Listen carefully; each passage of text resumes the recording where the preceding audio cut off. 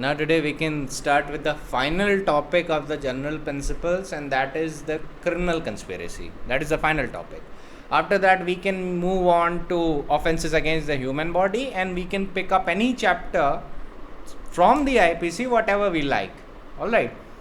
So what is criminal conspiracy? So section 120A gives its definition.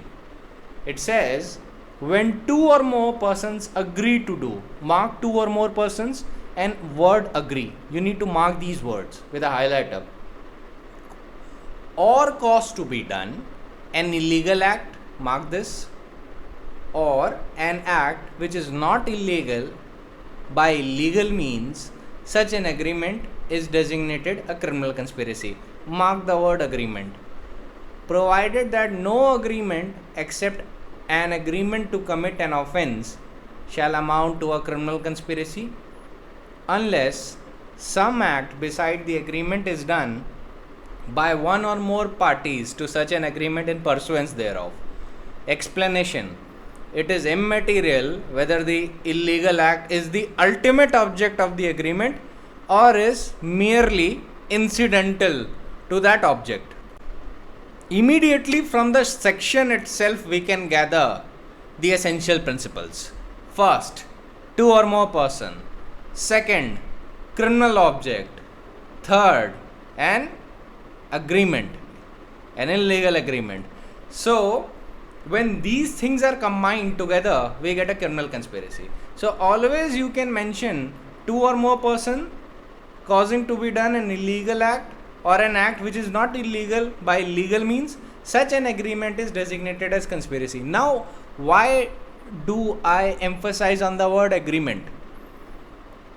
For criminal conspiracy, the very agreement itself is made punishable. It is of absolutely no consequence that the ultimate act, which was the subject of conspiracy, was not at all committed. You must make this distinction between criminal conspiracy and abetment. Abetment in second clause under section 107 also includes conspiracy in it, but that requires the offense to be committed. But criminal conspiracy, as defined under section 120A, penalizes mere agreement, and it does not matter whether the ultimate act is committed or not. Alright, so if two or more persons, let us suppose, make an illegal agreement to rob a bank, then the moment the agreement is made, they will be punished for criminal conspiracy. Now you need to write on your bare axe, read with over section 120, read with section 10 of the Indian Evidence Act, and also read with section 196 of the CRPC. I will come to these sections later, but right now let me tell you the elaborate scope of criminal conspiracy. Alright, so you get a decent idea that what is that makes criminal conspiracy punishable. Two or more persons agreeing to an illegal object, and the agreement itself is made punishable, and it doesn't matter whether the ultimate crime which was the subject of the agreement was committed or not. So that is the main crux of criminal conspiracy. Illegal object या criminal object में क्या आ जाता है? Either the illegal act or an act which is ultimately legal but it is done by legal means. ये दोनों चीज़ें criminal object की definition में आ जाती हैं. ठीक है, तो क्रिमिनल कंस्पिरेसी में ये एलिमेंट्स आपको बताने बहुत ज़रूरी हैं. कहीं भी आप क्रिमिनल कंस्पिरेसी का आंसर लिखेंगे, you have to mention two और more persons either doing or causing to be done an legal act by illegal means or an illegal act, and the agreement itself is made ultimately punishable. ठीक है, it doesn't require that the crime which was agreed to in the agreement was not actually carried out.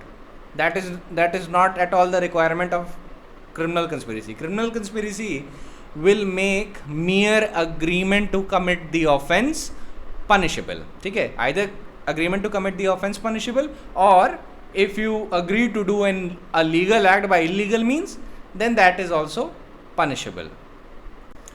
Now let me tell you about the objects and reasons as to why section 120A and section 120B were inserted.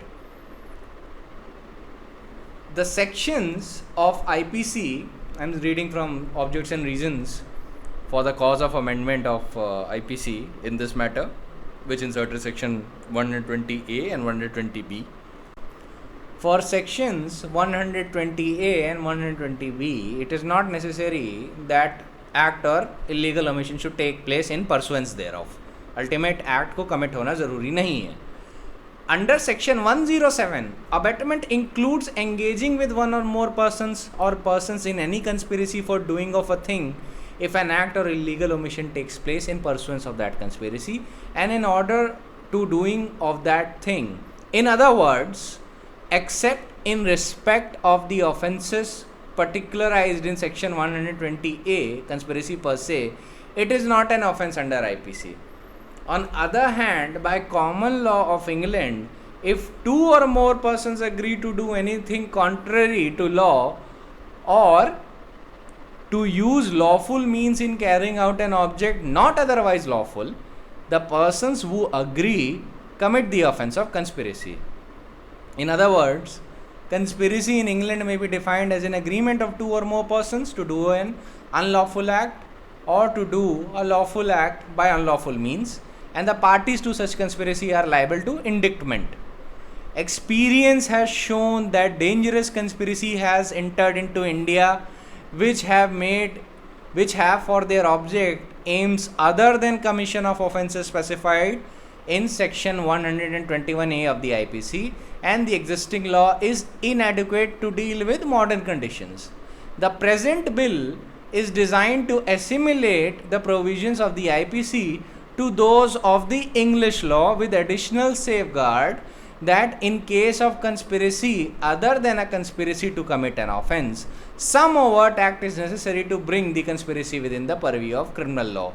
The bill makes criminal conspiracy a substantive offence. So you need to remember this point, that criminal conspiracy itself is a substantive offence.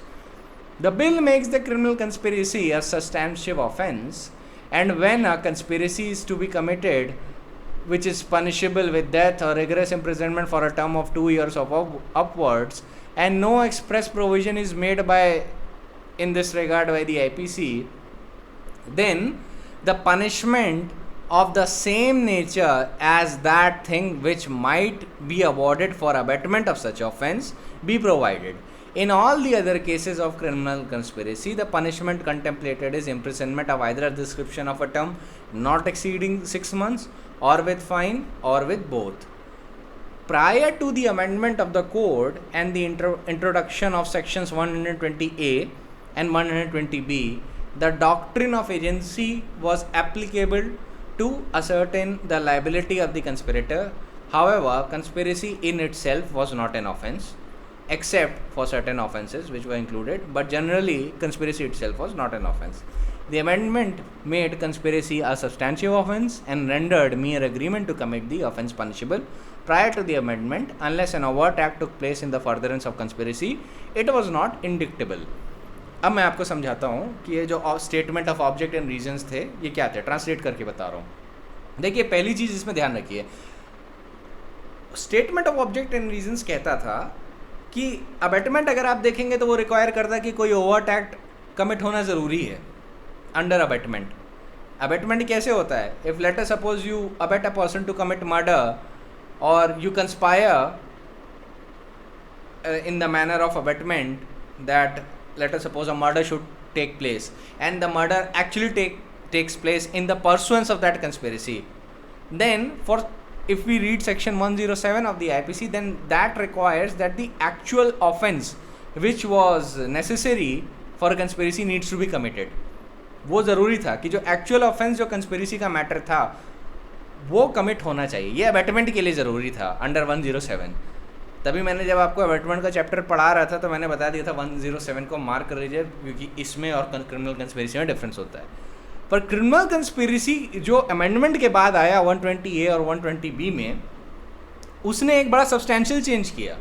उसने बोल दिया कि अब ultimate act commit हो या ना हो, it is irrelevant the moment the agreement is formed between the parties to commit an offence, वो agreement itself is made punishable. तो यहाँ पे अल्टीमेट एक्ट का कमिट होना ज़रूरी नहीं है, उस अग्रीमेंट के बनाने के बाद कोई ओवर्ट एक्ट होना ज़रूरी नहीं है, merely forming the agreement itself is made punishable. तो अगर मैं किसी के साथ कंस्पिरेसी करूं, let us suppose to commit a murder of C, ठीक है, तो ऐसे में जैसे ही मैंने ये अग्रीमेंट किया, मतलब अग्रीमेंट का मतलब ये मत समझिएगा कि कुछ लिख के स्टैम्प पेपर पे साइन करवाना पड़ता है, वो नहीं है मतलब अग्रीमेंट का। अग्रीमेंट का मतलब ये है कि जो दो लोग हैं या दो से ज़्यादा लोग हैं वो एक सेंस पे आ गए हैं और इस फैक्ट को अग्री कर गए हैं। ऑलराइट, तो अगर मैं कहता हूँ कि यार सी का मर्डर करना है, मेरे साथ को कंस्पिरेटर है बी कहता है यस आई थिंक कि सी को ठिकाने लगाना पड़ेगा, सो ही अग्रीज विद मी, वो मेरे साथ अग्री कर देता है।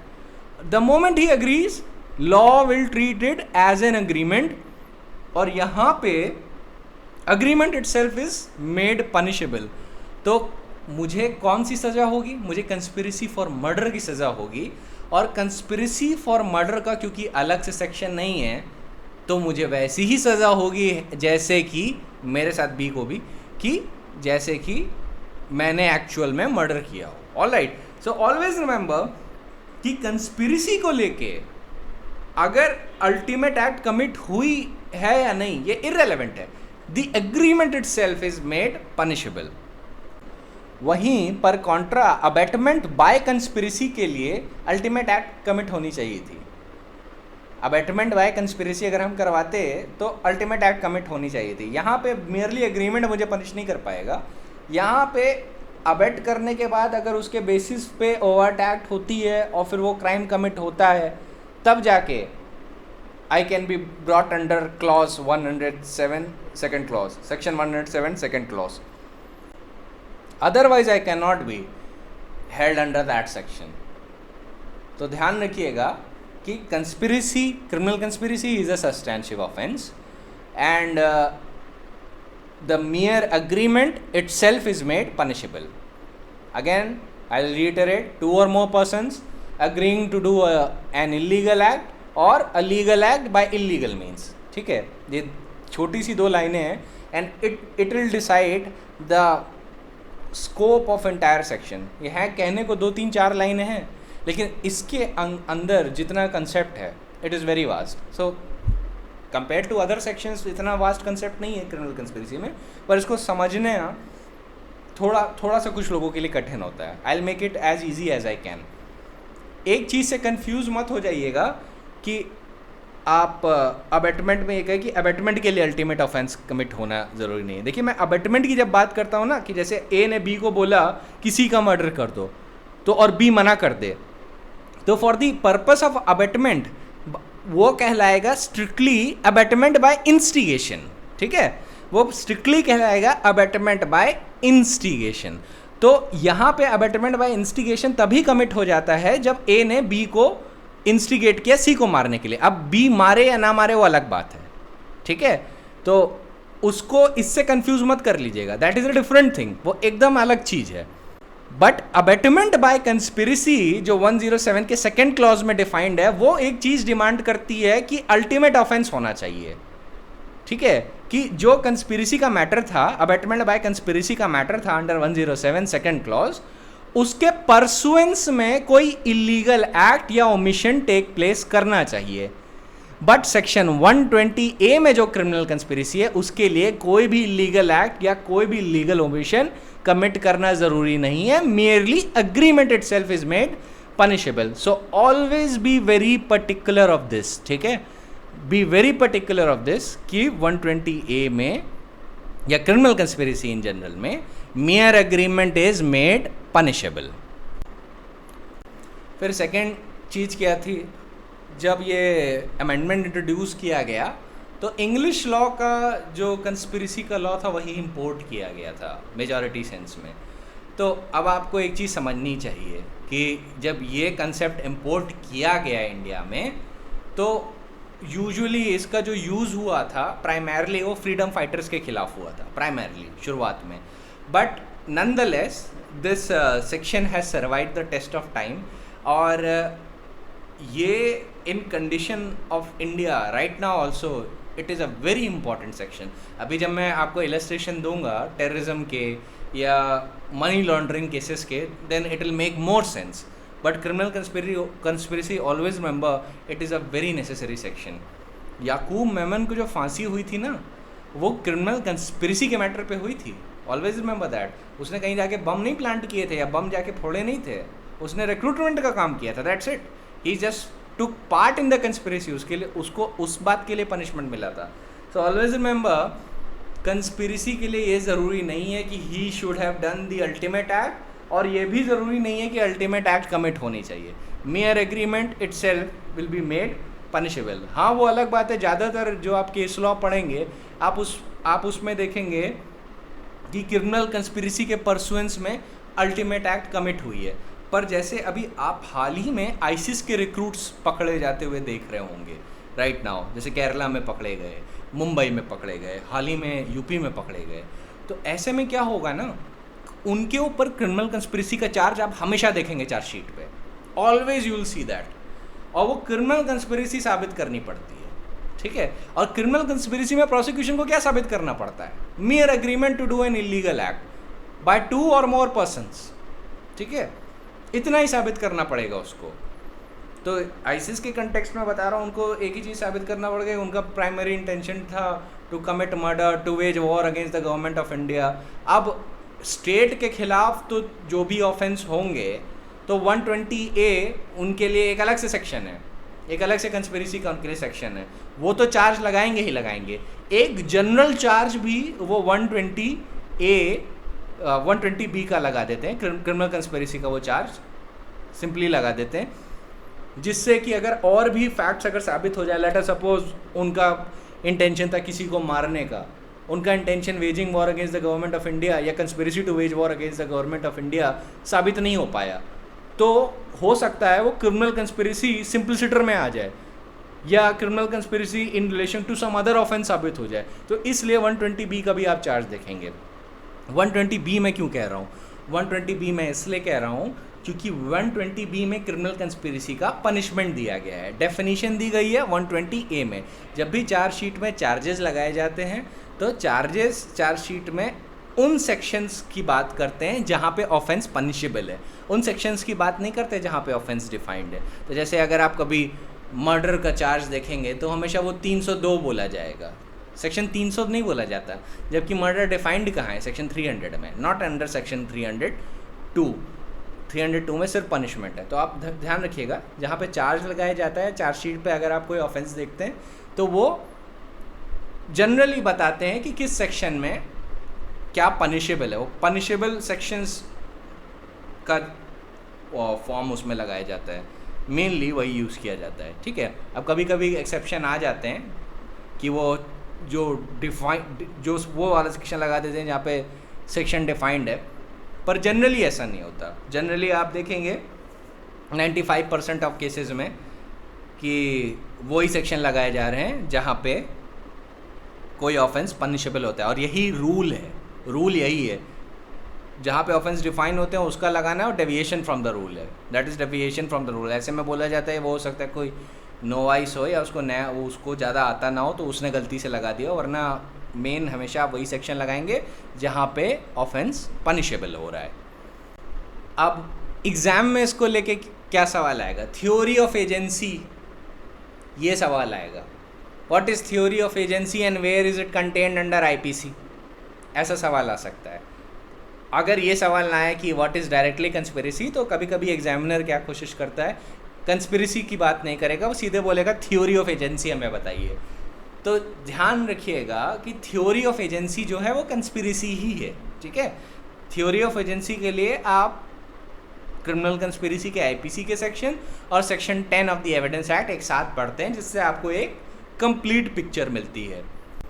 Because an important facet of the law of conspiracy is that apart from it being a distinct and substantive offense, all of the conspirators are liable for the acts of each other of the crime or crimes which have been committed as a result of conspiracy. This principle, that is why it is called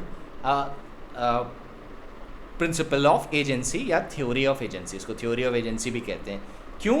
क्योंकि हर conspirator को conspirator की act के लिए liable होता है. सो अगर ABCD conspire करते हैं टू कमिट एन ऑफेंस, तो लेट अस सपोज सिर्फ D ने ऑफेंस किया, ABCD सारे लोग लायबल हो जाएंगे. इट डजेंट मैटर कि ऑफेंस ओवर्ट एक्ट या अल्टीमेट एक्ट सिर्फ D ने कमिट की.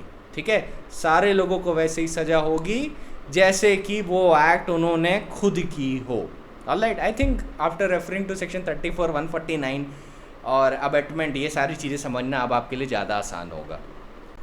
Now there is an interesting read. I am reading a section of I'm not reading a section, I'm actually reading a judgment of Regina versus Murphy.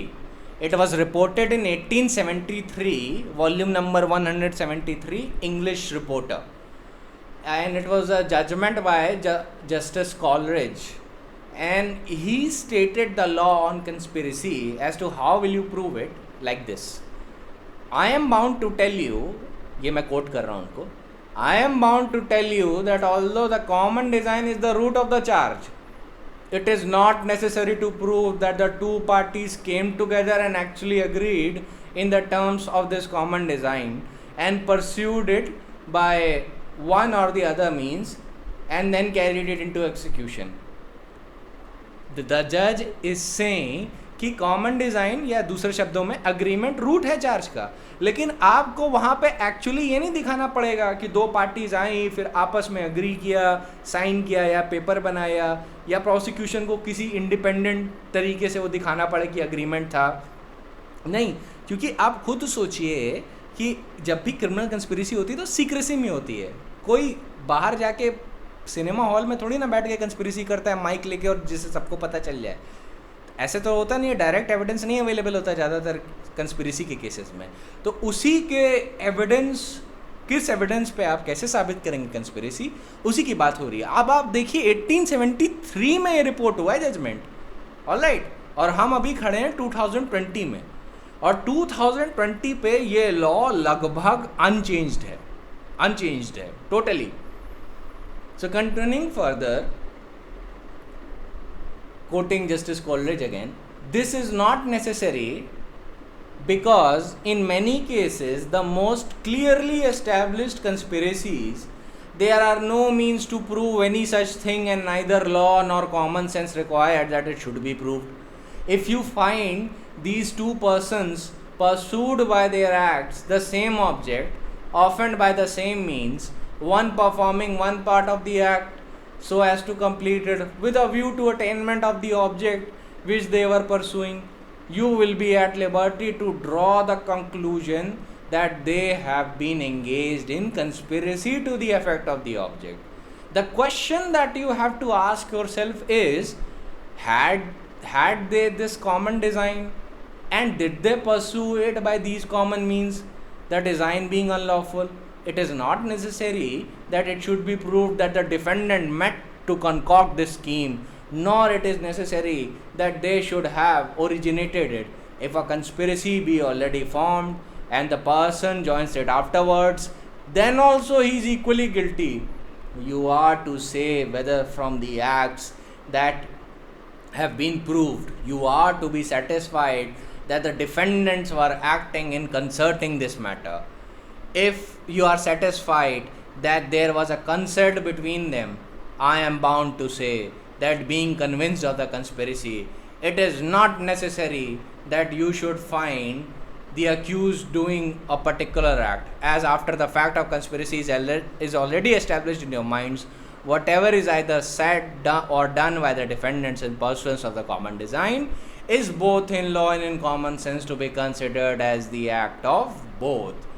Each conspirator can be attributed the acts of each other in the conspiracy. The theory of the agency applies in this rule, and it has existed even prior to the amendment of the penal code. ठीक है, अब मैं आपको इसको समझाता हूँ कि यहाँ पे बात क्या हो रही है. यहाँ पे बेसिकली क्या बोला जा रहा है, सिंपली इतनी सी बात बोली जा रही है कि देखिए, जब कुछ लोग कंस्पिरेसी करते हैं तो कंस्पिरेसी हमेशा उनका किसी ग्रेव ऑफेंस को लेके होती है। ज़्यादातर छोटे मोटे ऑफेंस को लेके कंस्पिरेसी बहुत कम लोग करते हैं। तो जब वो कंस्पिरेसी करते हैं तो ऑब्वियसली वो सीक्रेसी में करते हैं।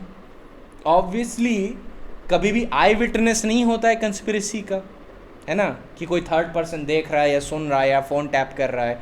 ये रेयरली अवेलेबल होता है। In less than 5% of the cases it is available. ज़्यादातर कंस्पिरेसी के केसेस में सर्कमस्टेंशियल एविडेंस देखा जाता है, सर्कमस्टेंसेस देखे जाते हैं कि अच्छा ये लोग एक साथ रहते थे, इनके बीच में कॉल्स बहुत ज़्यादा थी, ये लोग सेम इंटेंशन रखते थे। लेट अस सपोज कोई भी लोग आप इमेजिन कर लीजिए जिन्होंने ऑफेंस कमिट करने की कोशिश की हो या ऑफेंस कमिट किया हो, तो कोर्ट क्या देखेगा, किन सर्कमस्टेंसेस में ये लोग एक साथ मिले, क्या ये एक दूसरे को जानते थे, क्या इनके बीच में कॉल कनेक्शन था, ये सारी चीज़ें देखेगा। उसके बाद देखेगा कि जब अल्टीमेट ऑफेंस कमिट हुआ तो इन दोनों ने कैसे बिहेव किया, क्या रिएक्ट किया। तो अगर वो एक चेन ऑफ लिंक, एक लिंक पाता है दोनों के बीच में, it finds a chain of command between them, then in that situation the court is entitled to draw a presumption of conspiracy। ठीक है, वहाँ पे ये नहीं कोर्ट देखेगा कि नहीं मुझे आप अग्रीमेंट दिखाइए, रिटन अग्रीमेंट की बात नहीं हो रही है यहाँ पे। Oral agreement, the moment a person agrees to do an illegal act with another person the criminal conspiracy is committed. अब वो जो भी इलीगल एक्ट हो उसके लिए आदमी पनिश हो जाएगा। तो उसी चीज़ की बात कर रहे हैं जस्टिस कोलरिज इन रेजिना वर्सेस मर्फी। अभी मैं सुप्रीम कोर्ट के भी जजमेंट्स पे आऊँगा, लेकिन प्राइमरली यही बात है। अब यही पॉइंट्स जो हैं, Babulal versus emperor, state of Andhra Pradesh versus Kandimalla Subbaiah, ये सुप्रीम कोर्ट का जजमेंट है 1962 का। State of Himachal Pradesh versus Krishanlal Pradhan 1987 में रिपोर्ट हुआ। ये सारी चीज़ें इन कंटेक्स्ट यही बातें करेंगे, ये जजमेंट आपको यही सारी बातें बताएंगे। ठीक है, now let me tell you in short what are the essences of these three judgments that I just mentioned. In Babulal versus Emperor, it was reported in AIR 1938 Privy Council judgment. It was held if several persons conspired to commit an offences and commit overt act in pursuance of the conspiracy, which is a circumstance which makes the act of one the act of each and all the conspirators.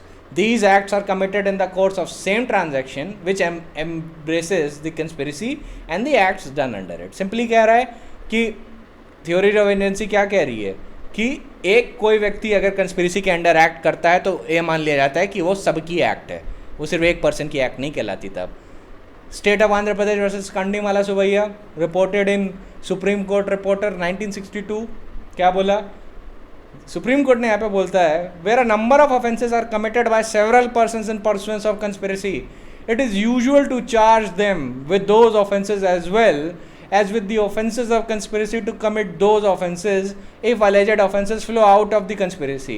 The appropriate form of charge would be a specific charge in respect of each of those offences along with the charge of conspiracy. तो यहाँ पे supreme court कह रहा है कि जब आप charge of conspiracy लगाएंगे तो आप मेन सेक्शन बोलेंगे जिसमें आपको लगता है ऑफेंस कमिट हुआ। लेट अस सपोज कंस्पिरेसी थी मर्डर की, ठीक है, या कंस्पिरेसी थी waging war against the government of India, तो आप चार्ज क्या लगाएंगे, section 121 read with section 120 B of the IPC. Similarly murder का है section 302 read with 120 B of the IPC. तो ऐसे लगाएंगे सब्सटेंशिव ऑफेंस, फिर reading it with your criminal conspiracy. ये वैसा ही है जैसे अवेटमेंट का आप चार्ज लगाते हैं, या वैसे ही जैसे आप 149 या सेक्शन 34 का चार्ज लगाएंगे। रेड विथ का करने का कंसेप्ट है। ये जजमेंट मैंने ये पॉइंट इसलिए बता दिया क्योंकि इस जजमेंट में ये एक बात क्लैरिफाई हुई थी अलॉन्ग विथ जितनी भी बातें अभी मैंने रेजिना वर्सेस मर्फी वाली बताई। वो हर जजमेंट में आप देखेंगे यही बातें रीइटरेट करते हैं, फिर सुप्रीम कोर्ट 3-4 लाइन में एक छोटी सी नई बात बता देता है, फिर आगे बढ़ जाता है। ठीक है, तो नई बात इसमें ये थी इसलिए मैंने ये बता दिया। Now, in state of Himachal Pradesh versus Krishnalal Pradhan 1987 में रिपोर्टेड क्या बोला, It was held that the offense of criminal conspiracy consists of meeting of minds of two or more persons for agreeing to do or causing to be done an illegal act or by an act by legal means and the performance of the act and terms thereof. If pursuant to conspiracy the conspirators commit several offenses, all of them will be liable for the offenses committed. If some of them had not actively participated in the commission of offenses, even then they will be held liable. Conspiracy में part लिया, उसके बाद आप dormant बैठ गए और फिर आपके जो को कंस्पिरेटर्स थे उन्होंने जाके कंस्पिरेसी को कैरी आउट किया और क्राइम्स कमिट किए, even then you are liable. Now let me give you an illustration. आप इलस्ट्रेशन से बहुत आराम से समझेंगे. Let us suppose there is one dreaded ICS terrorist India में, वो पकड़ा गया along with his conspirators. Let us suppose ऐसे 5 कंस्पिरेटर्स हैं. अब वो 5 कंस्पिरेटर्स हैं, उनमें से एक जो था उसका काम था सिर्फ 35,000 रुपये देना. ठीक है, 5 कंस्पिरेटर में से सिर्फ एक का काम था 35,000 रुपीज़ देना और कुछ नहीं करना है उसको उसके अलावा. अब 35,000 रुपीज़ उसने अपने को कंस्पिरेटर को दिए. को कंस्पिरेटर बम बनाने की सामग्री जितनी होती है, इंग्रेडिएंट्स होते हैं, वो कलेक्ट कर रहा है, वो चीज़ें ला रहा है, वो उन लोगों के साथ इंटरैक्ट कर रहा है जो लोग ultimate offence which is to terrorise the nation उसको कमिट करने में मदद करेंगे. तो ये सारे काम बाकी के लोग कर रहे हैं. 5 में से एक ने सिर्फ 35,000 रुपये दिए. अब लेट अस सपोज जो अल्टीमेट टेररिज्म की एक्ट थी वो कमिट भी हो गई, लेट अस सपोज. तो अब सवाल ये उठता है कि चलिए जिसने एक्चुअल में जो टेररिज्म कैरी आउट किया और जो बाकी लोग पकड़े गए जिन्होंने लॉजिस्टिक्स का काम किया या जिन्होंने लाइजनिंग का काम किया एसेट्रा, ये सारी चीज़ें की, या जिन्होंने कम्युनिकेशन वर्क से लोगों की हेल्प की, अब उनकी क्या लाइबिलिटी होगी वो तो अलग बात है. वो तो आप आराम से समझ गए होंगे कि इन्होंने एक्टिव पार्ट कंस्पिरेसी में लिया तो ये तो लाइबल हो जाएंगे. उसकी क्या लाइबिलिटी होगी जिसने डोरमेंट पार्ट लिया, जिसने सिर्फ एक बार ऑब्जेक्ट जानते हुए भी एक बार सिर्फ 35,000 रुपये दिए थे, उसकी क्या लाइबिलिटी होगी? He will also be liable in the same way as if he had done the ultimate act. ठीक है, इसकी भी वही लाइबिलिटी होगी जैसे उनकी जिन्होंने एक्ट कैरी आउट की है. कोई डिफरेंस लॉ नहीं क्रिएट करेगा, जीरो डिफरेंस. सिमिलरली अब मान लीजिए अल्टीमेट ऑब्जेक्ट कमिट करने से पहले, late us suppose ultimate object is waging war against the government of India and let us suppose 121 का चार्ज लगा है, वो भी कंस्पिरेसी है, कंस्पिरेसी की बात कर रहे हैं तो उसी सेंस में बात हो रही है. ठीक है, 120 के ही सेंस में 120A भी है प्राइमरीली, क्योंकि वो कंस्पिरेसी को ही रिलेट करता है. Primarily I am speaking 121A, जो waging war against the government of India जो करने की कोशिश करता है उसकी कंस्पिरेसी 121A में पनिशेबल है. ठीक है, तो मोर और लेस ये पूरा जो सेक्शन है कंस्पिरेसी को ही रिलेट करता है जो 120A में डिफाइंड है. ठीक है, तो अब हम हमारे इसी इलस्ट्रेशन में जिसमें 5 लोग थे, एक ने 35 दिए, बाकी ने लॉजिस्टिक्स का काम किया, एक ने कम्युनिकेशन का काम किया, दूसरे ने गवर्नमेंट के खिलाफ वेज वॉर किया, सब पकड़े गए. तो फिर पहले इलस्ट्रेशन में तो आपको इतना समझ में आ गया कि सबकी लायबिलिटी बराबर होगी. बट अब ये समझिए कि अगर ये कंस्पिरेसी का अल्टीमेट क्रिमिनल ऑब्जेक्ट कमिट होने से पहले ही ये लोग पकड़ लिए जाते तब क्या होता. लेट अस सपोज कि अल्टीमेट क्रिमिनल ऑब्जेक्ट जो waging war against the government of India था, इसके कमिट होने से पहले ही वो लोग पकड़ लिए गए. ठीक है, कुछ नहीं कमिट हुआ, इस ऑफेंस के कमिट होने से पहले ही वो पकड़ लिए गए और 121A का चार्ज लगा है इन पे, criminal conspiracy to wage war against the government of India का चार्ज लगा है. तब भी लॉ उनको वैसे ही पनिश करेगा जैसे कि अल्टीमेट ऑफेंस हो सकता है कमिट हो गया हो. तो क्योंकि अब 121A के लिए स्पेसिफिक सज़ा क्रिएट की है लेजिस्लेचर ने, जो कि इम्प्रिजनमेंट फॉर लाइफ है या imprisonment for I think if I remember correctly it may extend to 10 years and also to fine. तो ऐसे में लाइफ इम्प्रिजनमेंट इनको मिल सकता है या 10 साल तक की सज़ा मिल सकती है और फाइन तो लगेगा ही लगेगा.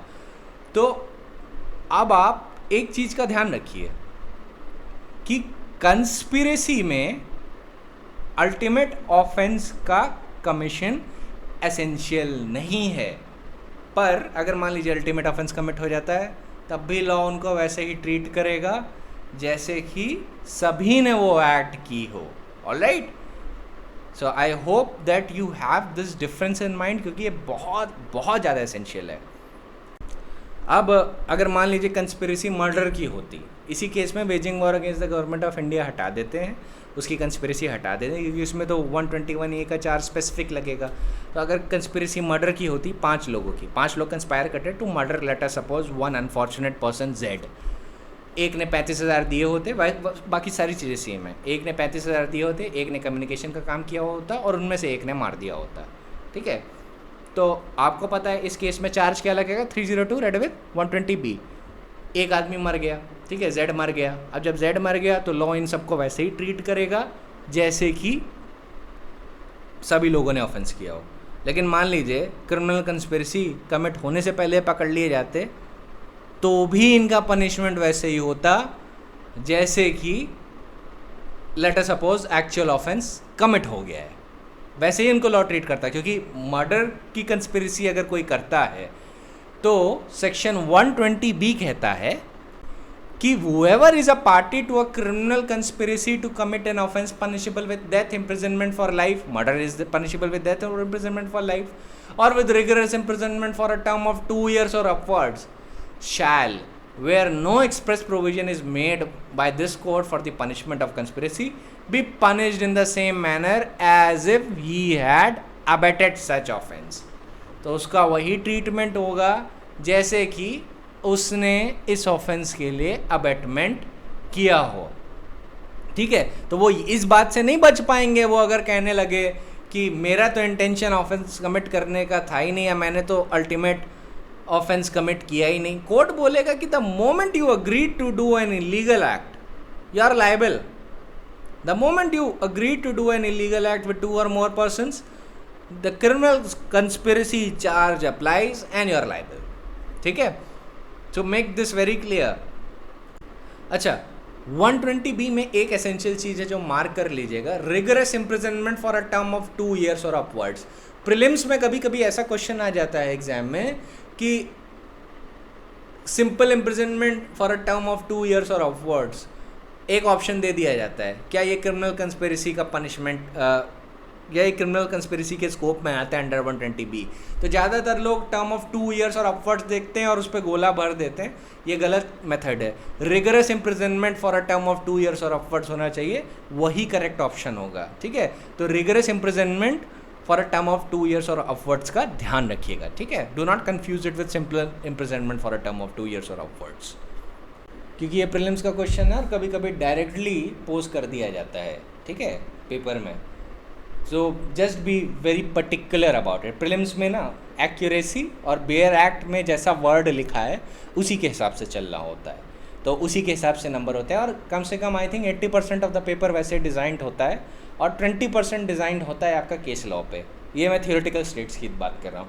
दिल्ली में एटलीस्ट 80% पेपर आपका कंसेप्चुअल बेस होता है. ठीक है, वो आप सेक्शन या केस लॉ का मिक्स करके वो पूछते हैं ज़्यादातर. So now I will just reiterate the law and then go on to the judgment of Ajay Agarwal versus Union of India. The offence under 120B is a crime between parties to do a particular act. ठीक है, association or relation to lead conspiracy is not enough to establish the intention to kill the deceased person. To make it clear, in order to bring home the charge of conspiracy within the ambit of section 120B, it is not necessary to establish that there was an agreement between the parties for doing an unlawful act, because it is difficult to establish conspiracy by direct evidence. ये वही law reiterate कर रहा है supreme court. ये law वही reiterate कर रहा है जो अभी मैंने रेजिना वर्सेस मर्फी का बताया. सुप्रीम कोर्ट भी यही बात कर रहा है कि आपको कंस्पिरेसी को डायरेक्ट एविडेंस से प्रूव करने की ज़रूरत नहीं है, आप सर्कमस्टेंशियल एविडेंस से भी प्रूव कर सकते हो, जिसको हम लोग दूसरी तरीके से भी बोल सकते हैं इनडायरेक्ट एविडेंस. ठीक है, डायरेक्ट एविडेंस वो एविडेंस होते हैं जहाँ पे let us suppose written agreement ही मिल गया कंस्पिरेसी का, जबकि कोई ऐसा करता नहीं है. पर इमेजिन कर लीजिए कि रिटन एग्रीमेंट है कंस्पिरेसी का तो लायबल हो सकता है। ये पुराने टाइम में बहुत होता था जब लेटर्स के बेसिस पे कंस्पिरेसी होती थी, क्योंकि तब तो फ़ोन वोन था नहीं, तो लोग एक दूसरे को लेटर भेज के, letter suppose they conspiracy inter state conspiracy है, ठीक है, 2 स्टेट्स के बीच में कंस्पिरेसी है, और जो पर्सन्स वहाँ पर रिसाइड करते हैं वो तब तो फ़ोन से कम्युनिकेट नहीं कर सकते, लेटर्स भेजते हैं, तो वो लेटर्स रिकवर हो गए, तो अच्छा खासा एविडेंस है। दूसरा एक एविडेंस क्या हो सकता है कि आई विटनेस को सबसे highest form of direct evidence माना जाता है। आई विटनेस जो है वो डायरेक्ट एविडेंस कहलाता है। अगर आप ही ने कंस्पिरेसी को कमिट होते हुए देखा या agreement to enter into a conspiracy देखा है, देन आप डायरेक्ट एविडेंस की कैटेगरी में आते हो, then you are called a witness to conspiracy. वैसे ही अगर मान लीजिए कोई पर्सन वॉज अ कंस्पिरेटर और उसको पार्डन मिल गया है, तो वो अप्रूवर आ जाता है, वो स्टेट की तरफ आ जाता है, तो फिर वहाँ से गवाही देता है, तो उसके पास भी डायरेक्ट एविडेंस होता है, because he was the part of conspiracy earlier. तो जनरली कंस्पिरेसी में डायरेक्ट एविडेंस पर होता नहीं है, ये बात याद रखिएगा। जनरली हमेशा सर्कमस्टेंशियल एविडेंस पे कंस्पिरेसी का एविडेंस गैदर होता है, डायरेक्ट एविडेंस रेयरली अवेलेबल होता है। तभी सुप्रीम कोर्ट कह रहा है कि इस केस में it is not necessary that you need to establish that there was an agreement between the parties to do an unlawful act. आपको एस्टैब्लिश करने की ज़रूरत नहीं है, बट एसेंस कंस्पिरेसी का एग्रीमेंट ही होता है। अब वो कोर्ट कह रहा है एस्टैब्लिश करने की ज़रूरत नहीं है। Alright, do not confuse the two. Gist of conspiracy is the agreement, however in order to establish the agreement of conspiracy direct evidence is not needed। ठीक है, दूसरी भाषा में बता रहा हूं।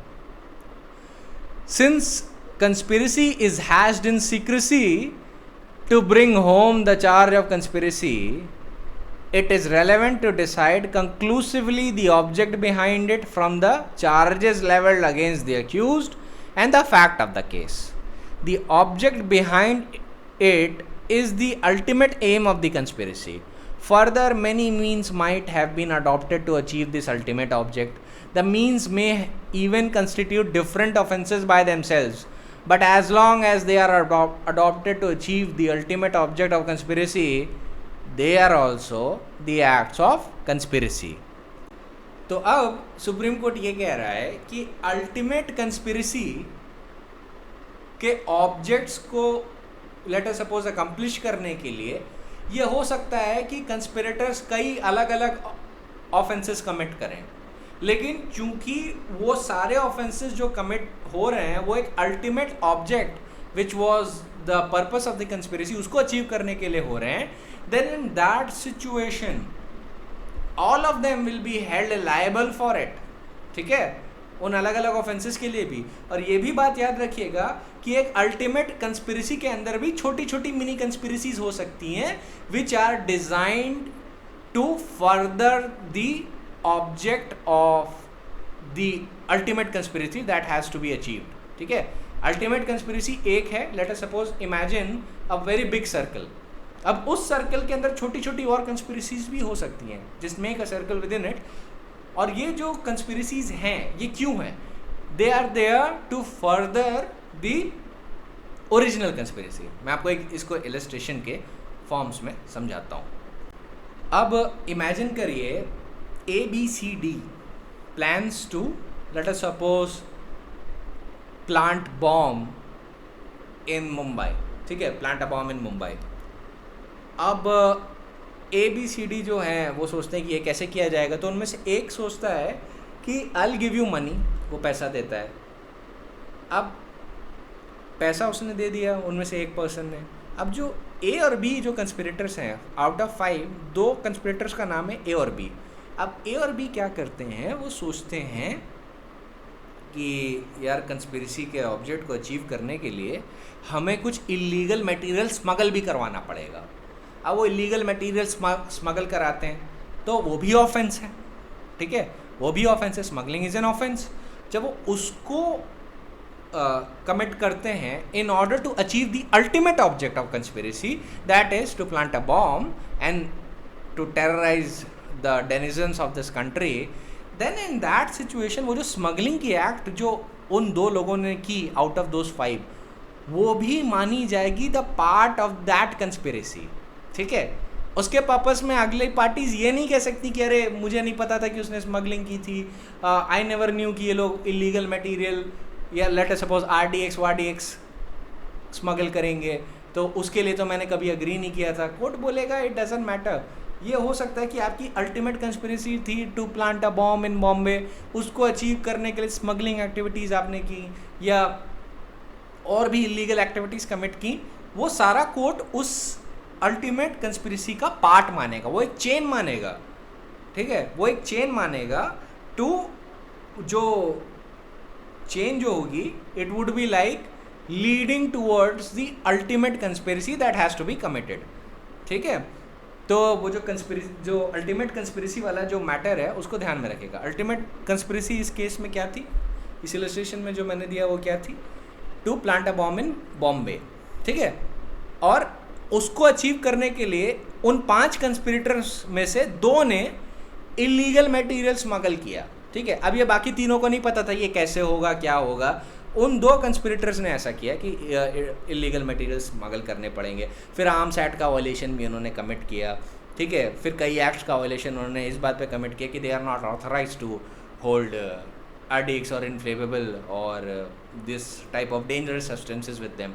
और जब उन्होंने किया अपने पास होल्ड, तो वो उन ऑफेंसेस के लिए भी लाइबल होंगे। तो अब बाकी के जो 3 कंस्पिरेटर्स हैं ना, वो ये नहीं कह सकते कि मेरा इन ऑफेंस ऑफ स्मगलिंग और उनसे कोई रिलेशन नहीं है, क्योंकि मैंने तो late us suppose bomb plant करने के लिए अग्री किया था, मैंने इस बात के लिए थोड़ी ना अग्री किया था कि आप स्मगल करो या नहीं। कोर्ट बोलेगा अल्टीमेट ऑब्जेक्ट आपका क्या था, बॉम्ब प्लांट करवाना। उस ऑब्जेक्ट को अचीव करने के लिए अगर कंस्पिरेसी के अंदर भी और भी चीज़ें हो रही हैं और भी इलीगल एक्टिविटीज़ हो रही हैं, तो इन सब के लिए आप लाइबल हो। Alright, so it is like a chain, ठीक है, leading towards the ultimate conspiracy. और इसीलिए हम लोग ये भी कहते हैं कि एक कंस्पिरेसी के अंदर और भी कंस्पिरेसीज फॉर्म हो सकती हैं, या एक कंस्पिरेसी के परसुएंस में कई इलीगल एक्ट कमिट हो सकती हैं, and all of them will be treated as the acts of all the co-conspirators, ठीक है। अब एक केस बताता हूँ, Ajay Agrawal versus Union of India. ये एक्चुअली बैंक फ्रॉड से रिलेटेड है। अब इस केस में अजय अग्रवाल ने ग्राउंड लिया था कि कंस्पिरेसी हैच हुई थी चंडीगढ़ में, लेकिन वो बोल रहा था कि मैं तो दुबई में रहता हूँ, कि at that time when conspiracy was initially being hatched in Chandigarh, I was staying in Dubai and I neither played any active part in commission of the bank fraud, जो कंस्पिरेसी का मैटर था। Supreme court ने simply इतना बोला कि did you agree और not, it doesn't matter कि आप दुबई में रह रहे थे, आप USA में रह रहे थे, इट इज़ इररिलेवेंट। अगर आप क्रिमिनल कंस्पिरेसी में अग्री करते हैं, no matter if you are sitting outside the country, even then you are liable. Supreme court ने अजय अग्रवाल का जो सबमिशन था वो रिजेक्ट कर दिया था। फिर सुप्रीम कोर्ट ने वही एलिमेंट्स ऑफ कंस्पिरेसी बताया कि क्या होता है, अग्रीमेंट 2 और more person etcetera etcetera, I have already told you. फिर मेन पॉइंट पे आया और बोला conspiracy itself is a substantial offence and it is a distinct from the offence that is to be committed for which the conspiracy was entered into. A conspiracy is a continuing offense. ये भी mark कर लीजिएगा या लिख लीजिएगा, conspiracy is a continuing offense. It is very essential. A conspiracy is a continuing offense and continues to subsist and is committed wherever one of the conspirators does an act or series of acts. So long as its performance continues, it is continuing offense till it is executed or rescinded or frustrated by choice or necessity. A crime is complete as soon as the agreement is made, but it is not a thing of the moment. It does not end with the making of agreement. It will continue so long as there are 2 or more parties to it intending to carry it into effect and the design. ठीक है, तो supreme court simply क्या कह रहा है, supreme court कह रहा है कि पहली बात ये कंटिन्यूइंग ऑफेंस है। ये अलग बात है कंस्पिरेसी कंप्लीट उसी मोमेंट पे हो जाती है जहां पे आपने एग्रीमेंट फॉर्म किया, ठीक है। The moment you form an agreement the conspiracy is complete, but the criminal conspiracy ख़त्म वहाँ पे नहीं होती है, वो चलती रहती है, वो तब तक चलती रहती है जब तक क्रिमिनल कंस्पिरेसी के फर्दरेंस में कोई एक्ट की जा रही है, उसका परफॉर्मेंस चल रहा है. तो mister Ajay Agrawal, even though you stayed outside India but you agreed to the conspiracy to commit a bank fraud in India, then you would be liable. ये डिफेंस नहीं चलेगा कि आप इंडिया के बाहर थे, क्योंकि ऑफेंस कंटिन्यूइंग इन नेचर का, जब तक वो चल रहा है यू आर लाइबल. और जब वो चल रहा था, आप इंडिया आ गए, बैंक फ्रॉड कमिट किया, उसके बाद आपने अपने शेयर्स लिए और तब आप पकड़ लिए गए, तो अब ये डिफेंस आपका नहीं सक्सीड करेगा that you are residing out of India at that relevant point of time. फिर अजय अग्रवाल थोड़े स्मार्ट थे, तो इन्होंने एक और डिफेंस लिया. इन्होंने सेक्शन 188 ऑफ द CRPC पढ़ लिया होगा, तो उन्होंने देखा होगा कि अगर मान लीजिए कोई आउट ऑफ कंट्री के बाहर रह रहा है और उस पर अगर आपको कोई प्रोसिक्यूशन लॉन्च करना है, तो 188 ऑफ द CRPC में सैंक्शन लेनी पड़ती है सेंट्रल गवर्नमेंट की. सुप्रीम कोर्ट ने कहा continuing offences in case of conspiracy में 188 ऑफ द CRPC की सैंक्शन लेने की कोई भी ज़रूरत नहीं है. ऑलराइट, तो ये भी पॉइंट आप लिख लीजिएगा. देखिए, वैसे कोई आपसे पूछेगा नहीं, कभी किसी एग्ज़ाम में पॉइंट नहीं पूछा जाएगा. हाँ, अगर आप प्रैक्टिस करना चाहते हैं तो ये पॉइंट आपको याद रहना चाहिए कि अगर कोई फॉरेन नेशनल है, लेट अस सपोज कंस्पिरेसी पे अग्री करता है और इंडिया में कंस्पिरेसी चल रही है, फिर वो इंडिया में कंस्पिरेसी के किसी पार्ट पे आता है और फिर वहाँ पे अरेस्ट हो जाता है, तो फिर वो ये पॉइंट नहीं ले सकता कि मुझे प्रोसिक्यूट करने के लिए आप सेंट्रल गवर्नमेंट की सैंक्शन लो. कोर्ट बोलेगा कंटिन्यूइंग ऑफेंस है, वो लगातार मोशन में था, और चूंकि वो लगातार मोशन में था तो उसी मोशन के दौरान अगर आप पकड़े गए हैं, then there is no requirement of sanction under section 188 of the CRPC. क्योंकि अजय अग्रवाल के जो बड़े खास फैक्ट्स थे, इसमें क्या हुआ था कि फ्रॉड करना था आपको चंडीगढ़ पे, और उस फ्रॉड को कमिट करने के लिए कई एक्ट्स दुबई में भी कमिट हुई, है ना. दुबई में भी फॉरेन इन्वॉइसेस फॉर्ज की गई, और उन फॉरेन इन्वॉइसेस को फॉर्ज करने के लिए वहाँ पे भी कई ऑफेंसेस कमिट हुए. फिर उन ऑफेंसेस को कमिट करने के बाद इंडिया में वो फ्रॉड कमिट किया गया. तो ये एक ऐसा केस था अजय अग्रवाल का जिसमें 2 सॉवरेन कंट्रीज इन्वॉल्व थी, दुबई और India.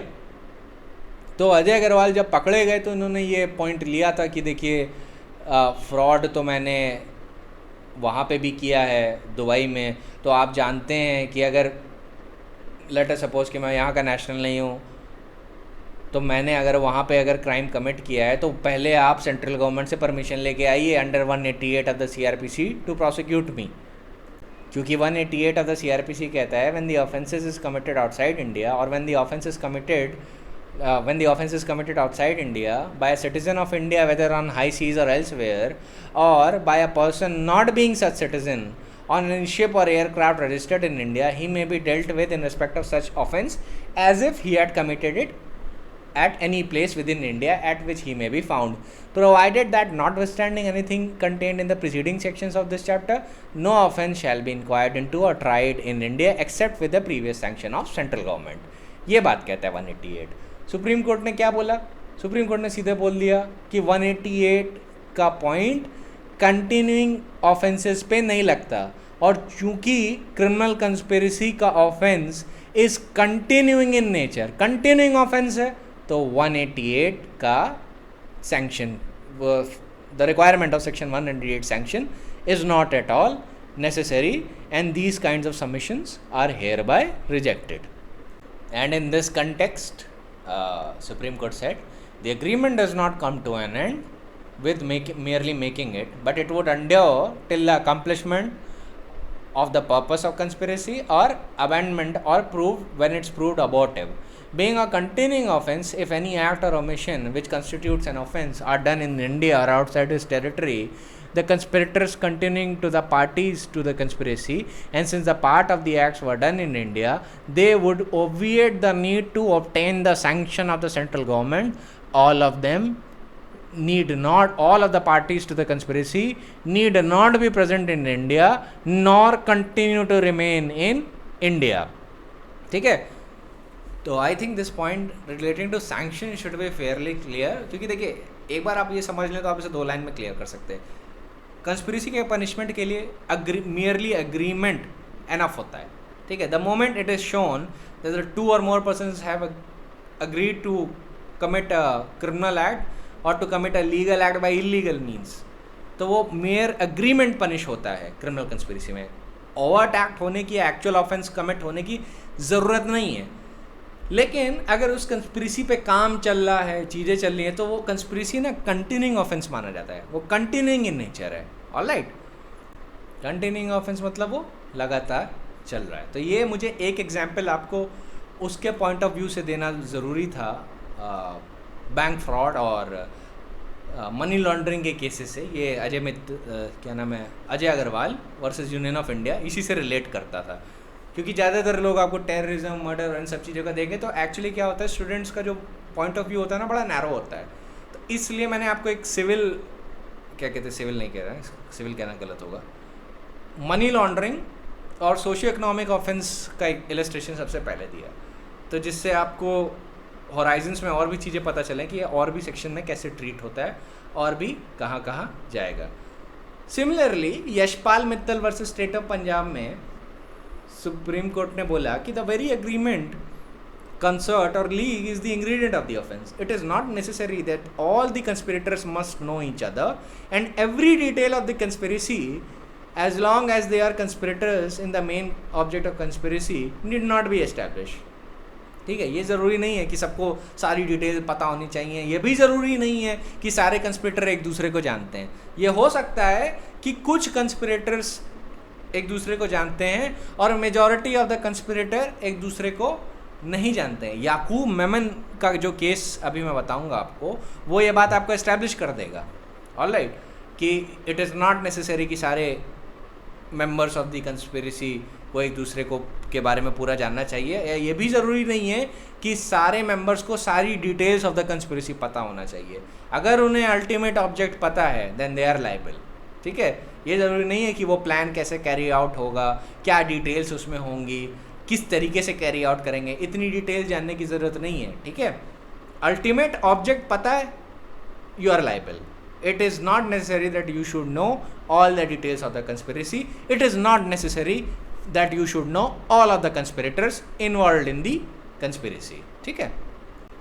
Continuing in the Yashpal Mittal's dictum, Supreme Court says, there may be so many devices and techniques adopted to achieve the common goal of conspiracy, and there may be division of performances in the chain of actions with one object to achieve the real end, of which every collaborator must be aware, and each one of them must be interested. There must be unity of object or purpose, but there may be plurality of means, sometimes even unknown to one another, amongst the conspirators. In achieving the goal, several offences may be committed by some of the conspirators unknown to others. अभी जो मैंने smuggling वाला example आपको दिया था कि उनको नहीं पता था कि स्मगलिंग भी उसके पर्पस में कमिट होगी, उनका अल्टीमेट ऑब्जेक्ट था बॉम्बे में बॉम्ब प्लांट करने का और बॉम्ब ब्लास्ट करने का. सो उसी के कंटेक्स्ट में सुप्रीम कोर्ट बोल रहा है Yashpal Mittal versus state of Punjab में. जो मैंने रजिस्ट्रेशन बनाया था ये इन्हीं पॉइंट्स के कंटेक्स्ट में बनाया था. The only relevant factor is that all means adopted and illegal acts must be and purported to be in furtherance of the object of conspiracy, even though they may sometimes misfire or overshoot by some of the conspirators. अब offences can be proved largely from the inferences drawn from the acts or illegal omissions committed by the conspirators in pursuance of common design. Being a continuing offences, if any acts or omissions which constitute an offence are done in India or outside its territory, the conspirators also continue to be the parties to the conspiracy, and since part of the acts are done in India, they would obviate the necessity of obtaining sanction of the central government. All of them also need not remain present in India. तो ये law पूरी तरीके से यहाँ पे same है. Again, I'll reiterate, agreement is sine qua non of the conspiracy, and it can be proved either by direct evidence or by the circumstantial evidence. Direct evidence is rarely available, so it is generally proved by circumstantial evidence. Direct evidence is not necessary. It can be inferred from the utterances, writings, act, omission, conduct of the parties, etc. ठीक है, Kehar Singh versus state of Delhi administration इस point को बहुत prove करेगा. अब मैं जल्दी से आपको वो केस बता देता हूँ जो पूरे पॉइंट समराइज करेगा इस पॉइंट पे, ठीक है, कंस्पिरेसी के पॉइंट पे. वो है state of Tamil Nadu versus Nalini. ठीक है, ये राजीव गांधी असैसिनेशन केस है और इसमें सुप्रीम कोर्ट ने 10 प्रिंसिपल्स दिए थे. ये रिइटरेट हुए थे Yakub Memon versus state of Maharashtra में, रिप्रेजेंटेड थ्रू CBI, उसमें भी रिइटरेट हुए थे. तो ये actually it is a codification of all the judgments और उनके इंपॉर्टेंट पॉइंट्स क्या हैं. तो अगर आप कभी भी ज़्यादातर जजमेंट्स आपको याद ना रहें, आप सिर्फ क्रिमिनल कंस्पिरेसी पे state of Tamil Nadu through Nalini याद कर लीजिएगा, उसमें सारे पॉइंट कवर हो जाते हैं. ठीक है, तो अब नलिनी इसमें क्या बोला गया था, ये प्रिंसिपल से याद रखिएगा. Under section 120A of the IPC, offense of criminal conspiracy is committed when 2 or more persons agree to do or cause to be done an illegal act or legal act by illegal means. When it is a legal act by illegal means, overt act is not necessary. Offense of criminal conspiracy is an exception to the general law where the intent alone does not constitute the crime.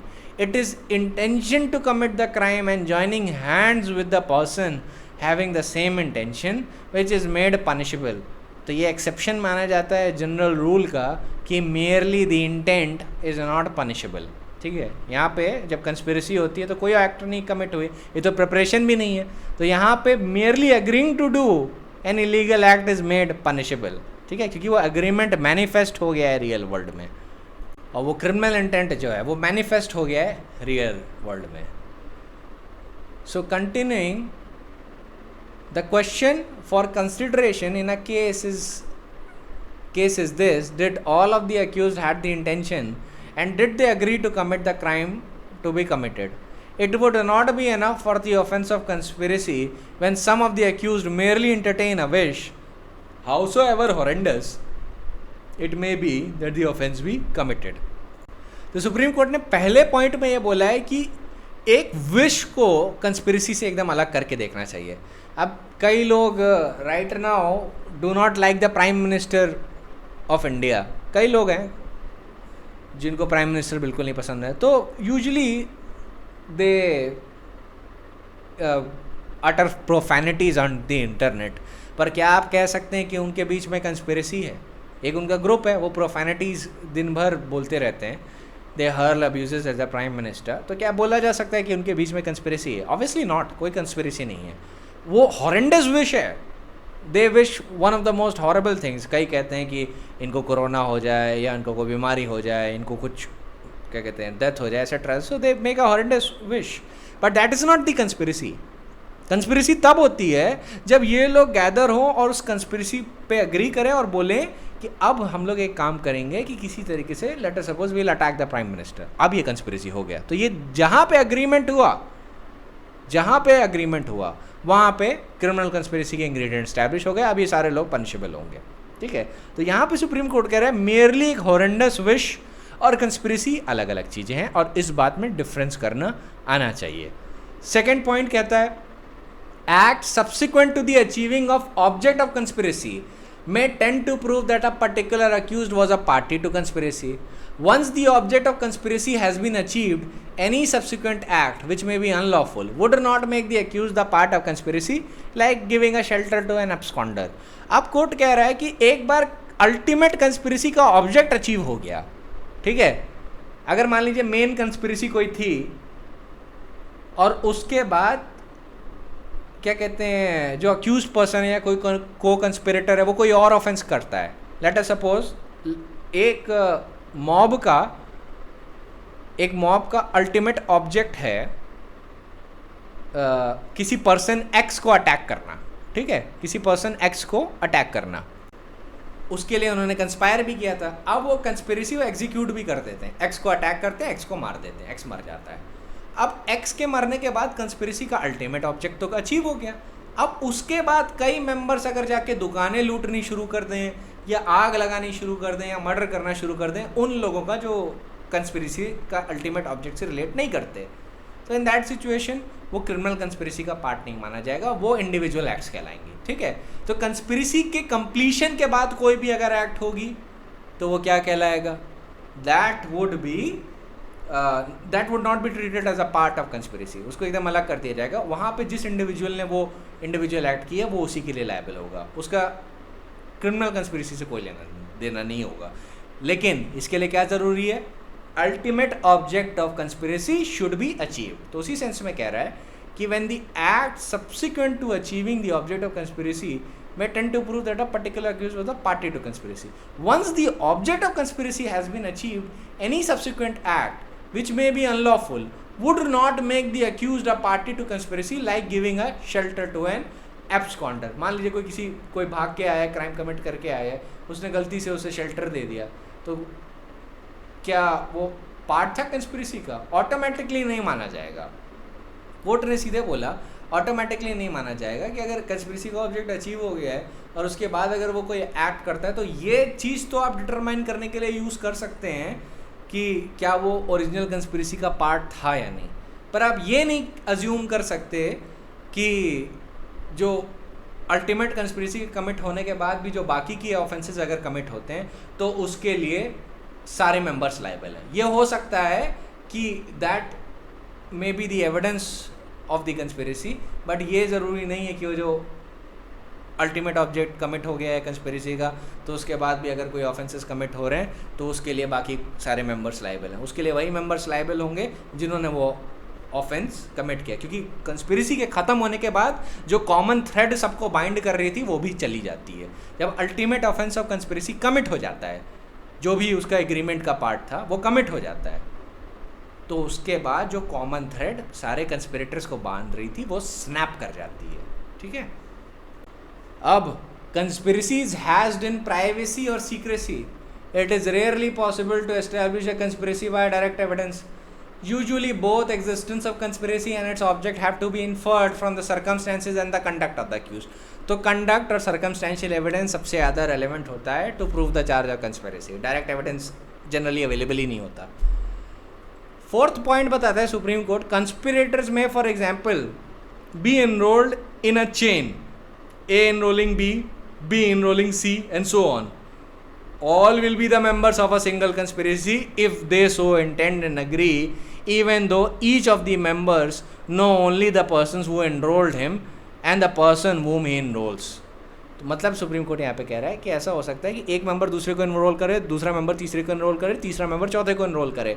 अब इसमें हो सकता है इनमें से सारे लोग एक दूसरे को नहीं जानते, पर वो सारे लोग अल्टीमेट कंस्पिरेसी के मैटर को अग्री करते हैं। इन सारों को कंस्पिरेटर माना जाएगा even though they do not know all of the members of the conspiracy. ठीक है, continuing, there may be a kind of umbrella spoke enrolment where a single person at the centre doing the enrolling and all the members being unknown to each other, though they know that there are other members. These are theories, and in practice it may be difficult to tell whether the conspiracy in a particular case falls into a chain enrolling or an umbrella enrolling. It may, however, even overlap, but then there has to be present mutual interest. Person may be members of a single conspiracy even though each is ignorant of the identity of many others who may have diverse role to play.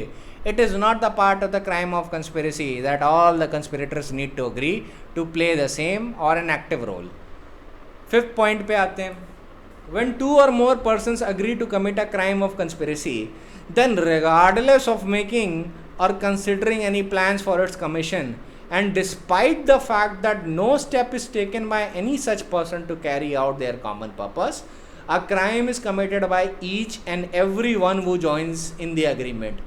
There has thus to be two conspirators, and there may be more than that. To prove the charge of conspiracy, it is not necessary that the intended crime was committed or not. If committed, it may further help the prosecution to prove the charge of conspiracy. तो वही point है, दो या दो से ज़्यादा लोग होने चाहिए मिनिमम तो दो होने चाहिए. 2 से कम नहीं होने चाहिए. एक आदमी कंस्पायर नहीं कर सकता. There is no person who can conspire with himself to commit an offence. There has to be 2 और मोर पर्सन्स. ठीक है, वेदर नोन और unknown, it doesn't matter. Similarly ये भी ज़रूरी नहीं है कि अल्टीमेट ऑफेंस कमिट होना चाहिए. ये मैं आपको शुरुआत से ही बताता आ रहा हूँ. लेकिन अगर अल्टीमेट ऑफेंस कमिट हो जाता है तो वो प्रोसिक्यूशन को हेल्प करता है कंस्पिरेसी को साबित करने के लिए. Then the 6th point the Supreme Court said, it is not necessary that all the conspirators should agree to the common purpose at the same time. They may join with the other conspirators at any time before the consummation of the intended objective and are equally responsible. What part each conspirator is to play may not be known to everyone, or the fact as to when a conspirator joined और as to when he left it. तो देखिए यहाँ पे supreme court कह रहा है ये ज़रूरी नहीं है कि एक ही वक्त पे सबको अग्री करना चाहिए. ये हो सकता है कि कंस्पिरेसी हो सकता है 10 साल पहले हुई हो और उसी कंस्पिरेसी के परसुएंस में 2 साल बाद या उसके 10-15 साल बाद लोग ऐड और हो रहे हैं.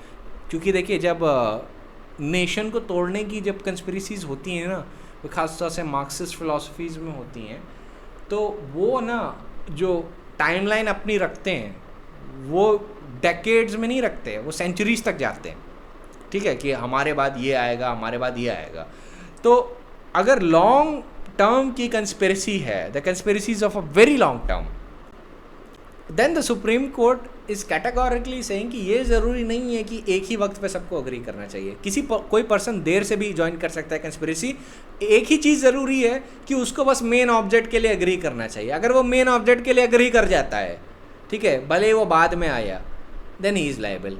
और हो सकता है उस कंस्पिरेसी के पर्पस में उसका एक अपना पार्ट था, वो पार्ट उसने कंप्लीट करके कंस्पिरेसी को छोड़ दिया, even then he is liable. ठीक है, इसका मैं आपको इलस्ट्रेशन दे देता हूँ कि let us suppose the conspiracy is to bomb the conspiracy is to plant a bomb in Bombay. ठीक है, अब उस कंस्पिरेसी को कमिट करने के लिए क्या कहते हैं, कई लोग एनरोल किए गए. मान लीजिए 10 लोग एनरोल किए गए, क्योंकि ये सोचा गया कि अगर एक ही आदमी सारे बॉम्ब के इक्विपमेंट्स या बॉम्ब के इंग्रेडिएंट्स कलेक्ट करने लगेगा तो स्टेट को शक हो जाएगा, स्टेट गिरफ्तार कर लेगा. तो वो क्या करते हैं, वो सोचते हैं कि हम अलग अलग लोगों को ज्वाइन करते हैं जिनमें से सब ना एक एक इंग्रेडिएंट लाएंगे. सारे लोगों को वो ऑब्जेक्ट पता है, तो एक आदमी का काम है लेट अस सपोज RDX का एक सर्टेन अमाउंट स्मगल करके लाना. अब वो करके लाता है, एक पर्सन को सप्लाई करता है जो को कंस्पिरेटर है, और उसके बाद कंस्पिरेसी छोड़ के चला जाता है क्योंकि उसने उसका पर्पस अचीव हो गया है. अपना पर्पस अचीव करके वो चला जाता है और फिर बॉम्ब प्लांट हो जाता है. Even then he is liable. उसने जो अपना काम किया वो अपना role in pursuance of conspiracy निभाया.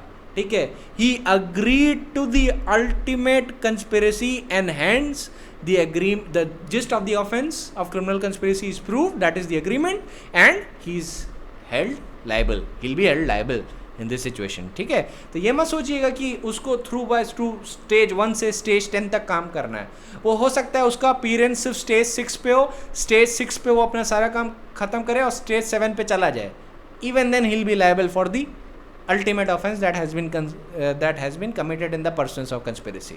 ठीक है, अब 7th पॉइंट सुप्रीम कोर्ट बताता है, चार्ज ऑफ कंस्पिरेसी में prejudice the accused because it forces them into a joint trial and the court may consider the entire mass of evidence against every accused. Prosecution has to produce evidence not only to show each of the accused has the knowledge of the object of the conspiracy but also of the agreement. तो court ने prosecution के लिए भी एक rider लगाया है. बोला है कि जनरली चार्ज ऑफ कंस्पिरेसी बहुत वाइड होता है, तो एक अक्यूज्ड को प्रेजुडिस भी करता है क्योंकि जॉइंट ट्रायल में उसे डाल देता है बाकियों के साथ, और फिर अगर उनमें से किसी एक के खिलाफ एविडेंस साबित हुआ तो वो बाकियों के भी खिलाफ कंसिडर होता है कंस्पिरेसी के केस में. तो प्रोसिक्यूशन के ऊपर कोर्ट ने ये डाला है बर्डन कि प्रोसिक्यूशन को प्रोड्यूस करना है एविडेंस ये दिखाने के लिए कि अक्यूज्ड पर्सन के पास नॉलेज थी कंस्पिरेसी की and he agreed to it. अब ये अग्रीमेंट के लिए वो डायरेक्ट एविडेंस की ज़रूरत नहीं है, वो सर्कमस्टेंशियल एविडेंस या उसके कंडक्ट से दिख जाएगा. In the charge of conspiracy, I am continuing with the point, In the charge of conspiracy, the court has to guard itself against the danger of unfairness which may be rendered to the accused. Introduction of evidence against some may result in conviction of all, which is to be avoided. By the means of evidence in conspiracy, which is otherwise inadmissible in the trial of any other substantive offense, prosecution tries to implicate the accused not only in the conspiracy itself, but also in the substantive crime of the alleged conspirators. There is always difficulty in tracing the precise contribution of each member of the conspiracy. But then there has to be a cogent and convincing evidence against each one of the accused charged with the offense of conspiracy. As observed by the judge learned hand, that this distinction is important today when many prosecutors seek to sweep within the dragnet of conspiracy all those who have been associated in any degree whatever with the main offenders. ठीक है, 8th point पे आते हैं. As stated above, it is the unlawful agreement and not its accomplishment which is the gist or the essence of the conspiracy. Offense of criminal conspiracy is complete even though there is no agreement as to the means by which the purpose is to be accomplished. It is the unlawful agreement which is the gravamen of the crime of conspiracy. The unlawful agreement which amounts to conspiracy need not be formal or express, but may be inherent in or inferred from the circumstances, especially declaration, acts and conduct of the conspirators. The agreement need not be entered into by all the parties to it at the same times, but may be reached by the successive action evidencing in their joining of conspiracy. तो मैं आपको पहले ही बता चुका हूँ, एक ही वक्त पे सबको अग्री करने की ज़रूरत नहीं है. अलग अलग वक्त पे अलग अलग लोग कंस्पिरेसी के मेन एग्रीमेंट से अग्री कर सकते हैं, and that would amount to the gist of conspiracy. और कंस्पिरेसी वहीं पे पनिशेबल हो जाती है. ये ज़रूरी नहीं कि अल्टीमेट ऑफेंस कमिट हो. अल्टीमेट ऑफेंस कमिट हो गया और आसानी से साबित हो जाएगी कंस्पिरेसी, तो अल्टीमेट ऑफेंस के लिए तो पनिश होंगे ही, कंस्पिरेसी के लिए भी साथ में पनिश होंगे. Now, 9th point is that it has been said that a criminal conspiracy is a partnership in crime, and that there is in each conspiracy a joint or mutual agency for the prosecution of common plan. Thus, if two or more persons enter into a conspiracy, any act done by any of them pursuant to an agreement is in contemplation of law, the act of each of them, and they are jointly responsible thereof. एक की act दोनों की act मानी जाएगी. This means that everything said, done or written by any other conspirators in execution or furtherance of common purpose is deemed to have been said, done or written by each of them. ये section 10 of the Indian evidence act की बात कर रहा है. ये उसी का ही direct reproduction है जो सुप्रीम कोर्ट ने किया है.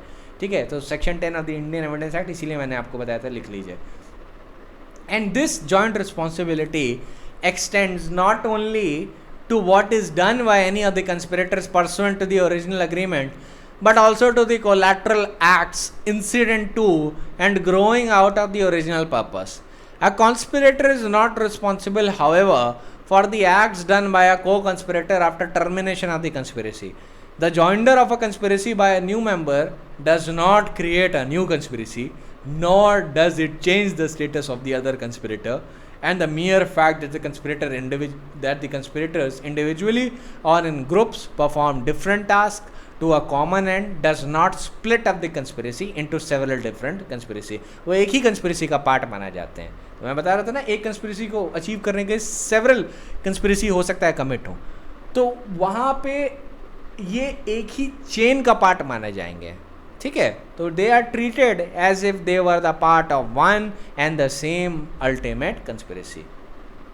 Last point is a man may join in conspiracy by word और बाय डीड. मतलब शब्दों से भी ज्वाइन कर सकता है बाय अग्रीइंग टू देम, और बाय डीड मतलब वर्क करके. ठीक है, जैसे मान लीजिए स्मगलिंग वाले एग्जांपल में स्मगल कर रहा था, तो वो बाय डीड ज्वाइन किया उसने.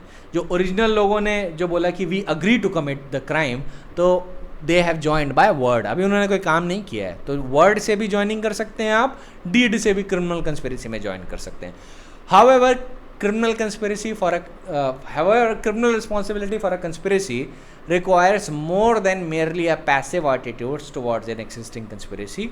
One who commits an overt act with the knowledge of conspiracy is guilty, and the one who tacitly consents to the object of conspiracy and goes along with the other conspirators, actually standing by, while others put the conspiracy into effect is guilty though he intends to take no active part in the crime. तो मतलब एक आदमी जो passive है वो भी उतना ही guilty है जितना वो आदमी जो एक्टिव है in the commission of the in the accomplishment of the ultimate object of the conspiracy. क्यों? क्योंकि the moment the agreement is entered into of criminal conspiracy, they are liable. Agreement जहाँ पे complete हुआ of criminal conspiracy, that is the gist of the offense. तो आप passive हैं, आपने कुछ crime नहीं किया, even then you are liable. अब आपको एक केस बताता हूँ केहार सिंह का. इसको इंदिरा गांधी असैसिनेशन केस भी कहते हैं, केहार सिंह वर्सेस दिल्ली एडमिनिस्ट्रेशन. इसका ये इलस्ट्रेशन देने के लिए समझा रहा हूँ. अब आपको पता है इंदिरा गांधी ने ऑपरेशन ब्लू स्टार किया था. अब ऑपरेशन ब्लू स्टार के बाद सिख कम्युनिटी में बहुत एंगर था इंदिरा गांधी के खिलाफ. तो Kehar Singh was an assistant in director general of supply and disposal new Delhi. ठीक है, इन्होंने क्या कहते हैं कई लोगों के साथ मिल के एक कंस्पिरेसी की that they want to have revenge on Indira Gandhi for carrying out the Operation Blue Star. उसके चक्कर में इंदिरा गांधी का मर्डर हुआ था बहुत ब्रूटली. तो अब 3 मेन अक्यूज्ड इसमें थे. और अब आप देखिए कंस्पिरेसी साबित कैसे हुई 3 लोगों के खिलाफ. ठीक है, जो मेन 3 लोग थे उनकी बात कर रहा हूँ, बाकी तो और भी लोग शामिल थे, उनका तो अलग केस हुआ था. लेकिन मेनली मैं 3 लोगों की बात करूँगा, बींत सिंह, केहार सिंह और सतवंत सिंह. ठीक है, अब देखिए क्या एविडेंस था जिसने कंस्पिरेसी साबित कर दी. तो देखिए अल्टीमेट एक्ट क्या कमिट हुआ? मर्डर. ठीक है, असैसिनेशन ऑफ इंदिरा गांधी. तो कोर्ट ने देखा एविडेंस था बिमल कौर खालसा का जो वाइफ है बींत सिंह की. उसने एविडेंस दिया कि जो केहार सिंह थे वो बींत सिंह के साथ रूफ पे थे और बड़ी सीक्रेसी में बात कर रहे थे. और जब लोग उनके पास गए तो वो स्पॉट से चले गए, फिर किसी और सिक्लूडेड स्पॉट में चले गए. कि जैसे ही ये देखते थे कि जैसे कोई आसपास आ रहा है तो वो लोग दूर हट जाते थे, तो कंस्पायर कर रहे थे. तो हमेशा जानते हैं ना conspiracy is always in secrecy. कोई कभी किसी को बता के कंस्पिरेसी कमिट नहीं करता.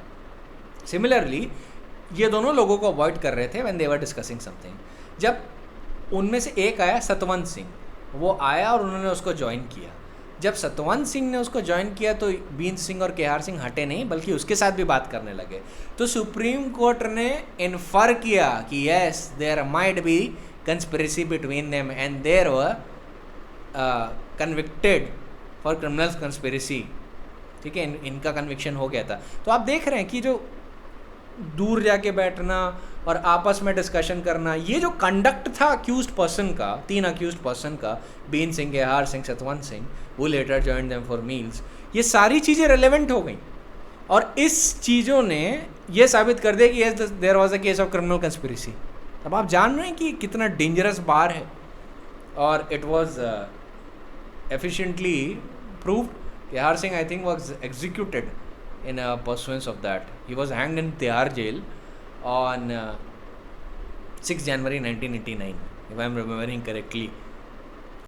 अब इसी से मिलता जुलता सेक्शन. अब तो ये तो समझ गए होंगे कि ये देखिए दूर से जाके लोग अगर आपस में बैठ रहे हैं, सीक्रेसी में बात कर रहे हैं और कुछ ही लोगों को ज्वाइन कर रहे हैं, जब कोई उनसे मिलने जा रहा है तो वहाँ से हटे जा रहे हैं, तो ये एक अपने आप में एक रेलेवेंट ग्राउंड हो सकता है. ये तो आपको समझ में आ गया होगा कि केहार सिंह में क्या चीज़ कंस्पिरेसी का ग्राउंड माना गया, कि इससे पता चलता है कि कंस्पिरेसी थी.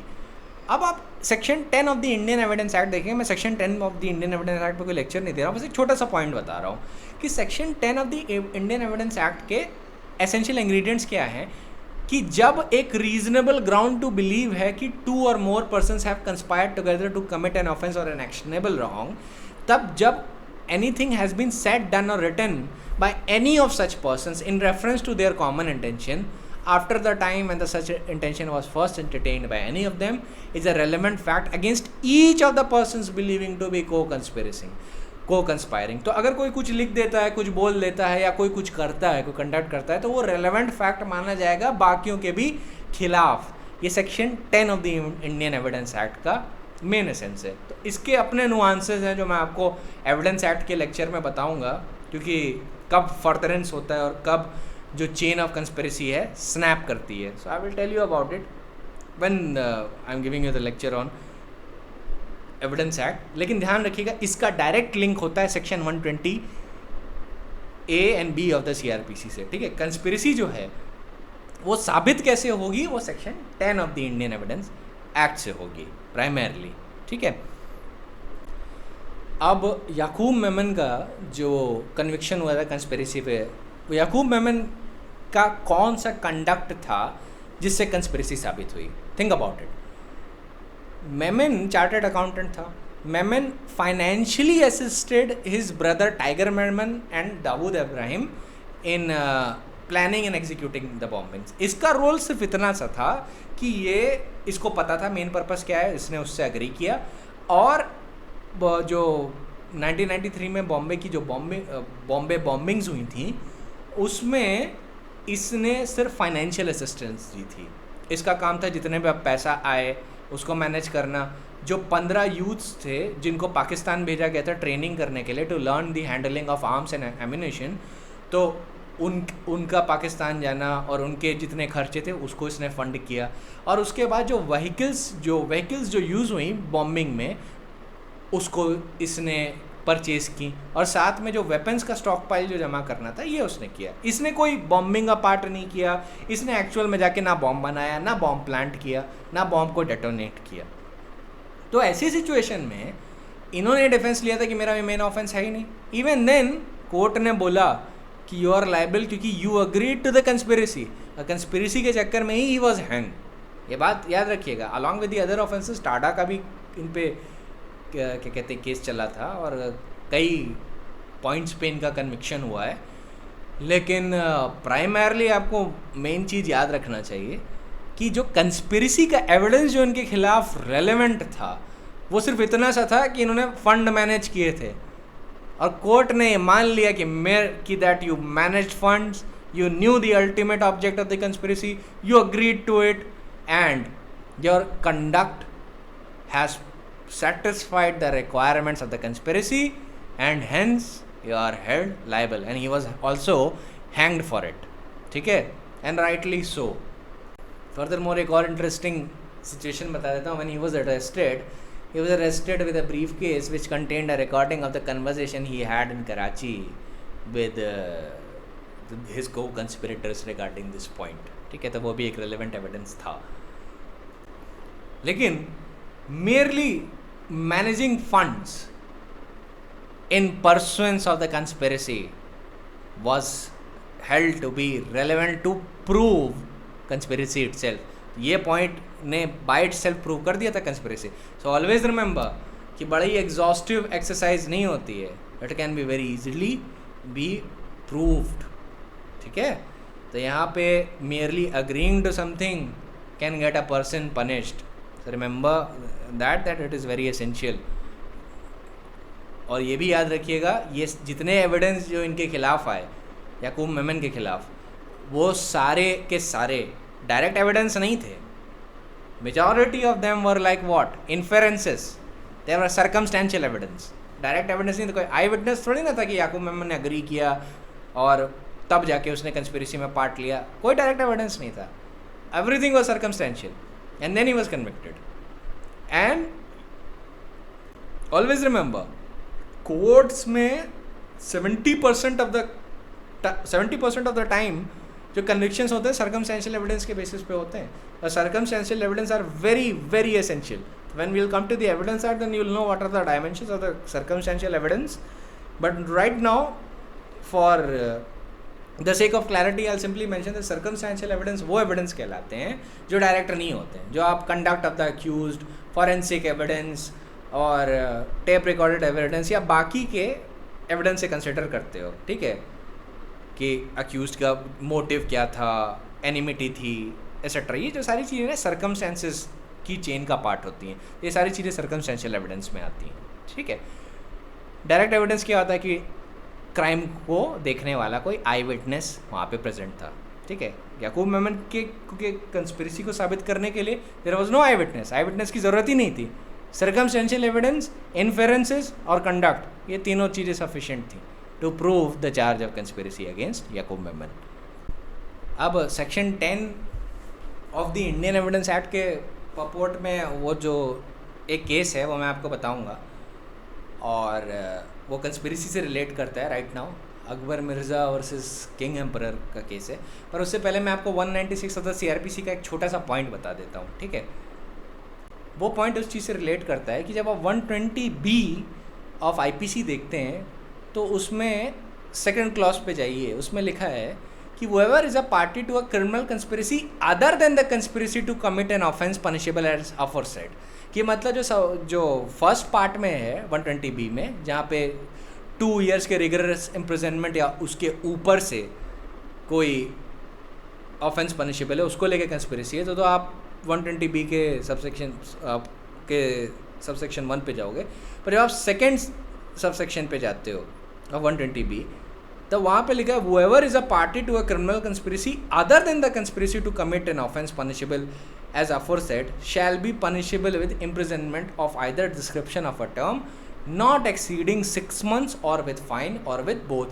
कि मतलब अगर 2 साल के नीचे की है, ठीक है, 2 साल से कम है ऑफेंस, जो मेन ऑफेंस है वो 2 साल से कम है, और उससे लेके अगर कंस्पिरेसी है तो 6 महीना फाइन या बोथ होगा। अब आप ये बात ध्यान रखिएगा, ये प्रीलिम्स का में भी आता है कि अगर मान लीजिए कोई ऑफेंस आईपीसी के सीधे लिख देंगे वो 2 साल से कम से पनिशेबल है, लेट्स सपोज 6 महीने से पनिशेबल है या 1 साल से पनिशेबल है, वो कह देंगे इस पर क्रिमिनल कंस्पिरेसी होगी तो कितनी सज़ा होगी, तो आपको ऑप्शंस में 6 मंथ्स देखना है, ठीक है, क्योंकि वो फिर 120B के सब क्लॉज 2 में जाएगा, बिकॉज सब क्लॉज 1 जो है वो तब अप्लाई करता है जब रिगरस इम्प्रिजनमेंट 2 साल या उसके ऊपर हो, ठीक है, डेथ हो, इम्प्रिजनमेंट फॉर लाइफ हो या 2 साल के ऊपर हो rigorous imprisonment, then subsection 1 of section 120B will apply. पर सबसेक्शन 2 कब अप्लाई करेगा, जब 2 साल के नीचे के ऑफेंसेस की बात हो रहे हैं, तब पनिशमेंट होता है 6 महीना या फाइन या बोथ। तो अब इसका 196 से कैसे रिलेशन है?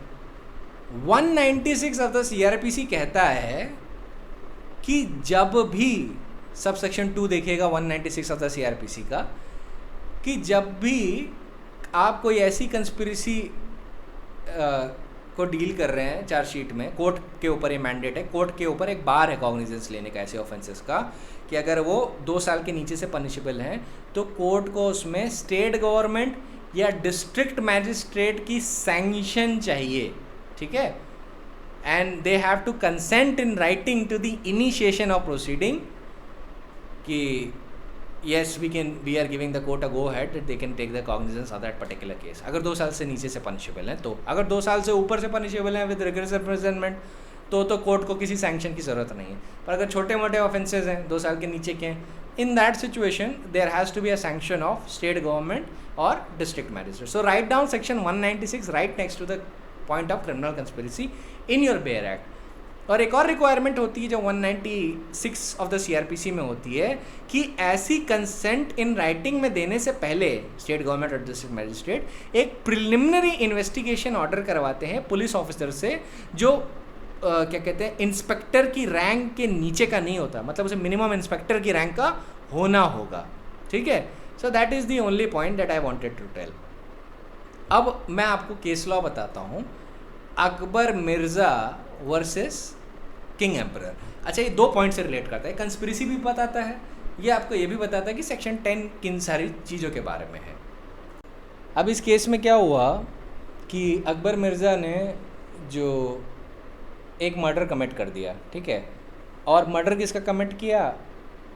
अपने पैरामोर के हस्बैंड का।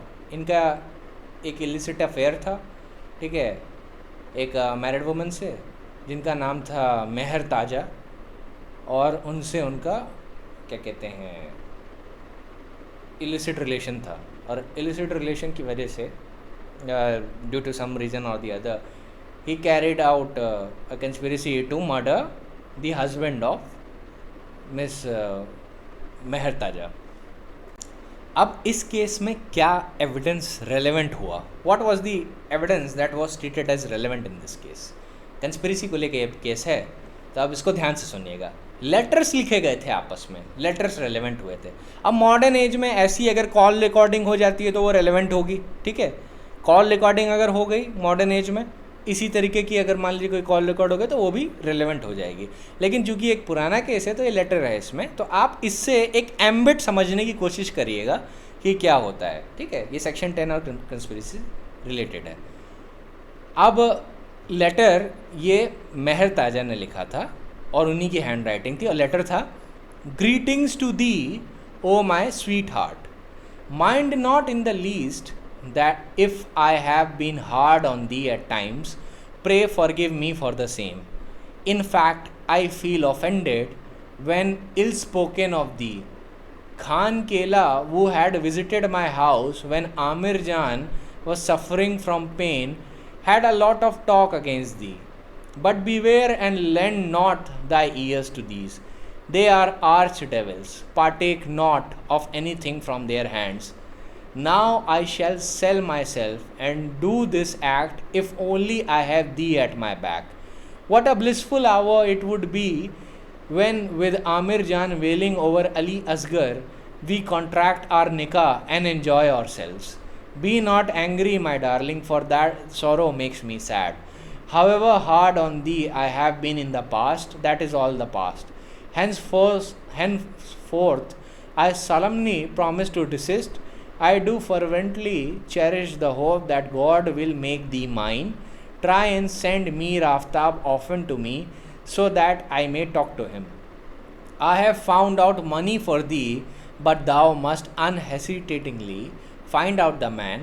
My heart is bursting for thee, and I long for thee immensely in the end, accept my greetings. तो देखिए, ये ऐसे तो ये लेटर्स इंग्लिश में नहीं लिखे थे, ये जो जजेस हैं, क्योंकि जजेस इंग्लिश थे, उन्होंने ट्रांसलेट किया है. लेटर उर्दू में लिखे गए थे ओरिजिनली. तो ये जो एविडेंस कंसिडर हो रहा है कंस्पिरेसी में, ये सारी चीज़ें देखी जा रही हैं कि भाई कौन कौन इन्वॉल्व है. क्योंकि जो अकबर मिर्ज़ा थे, इन्होंने एक हायर्ड गुंडा लिया और उससे मेहर ताजा के हस्बैंड को मरवा दिया था.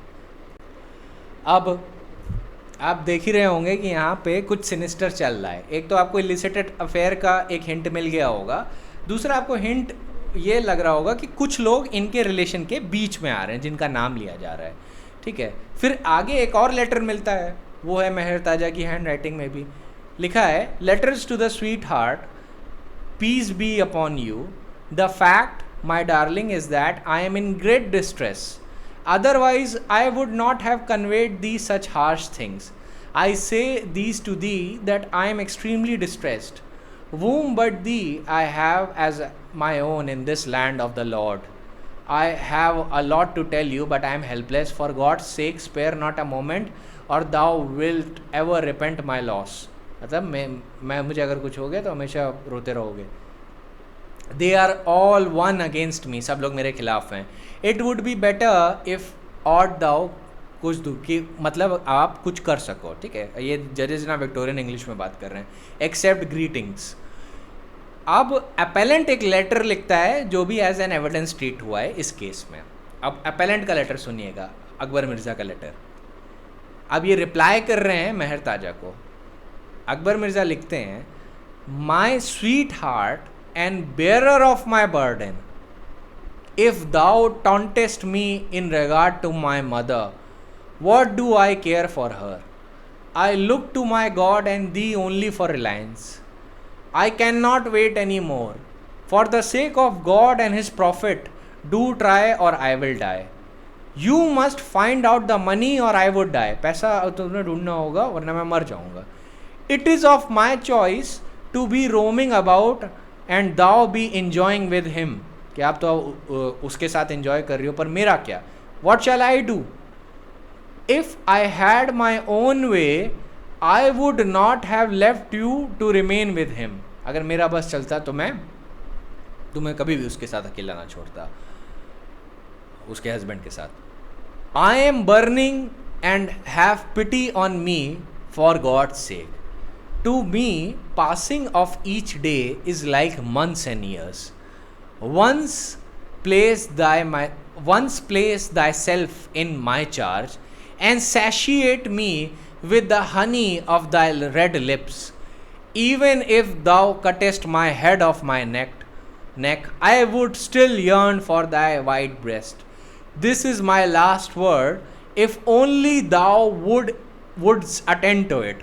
I have vowed for thy sake at many at a shrine.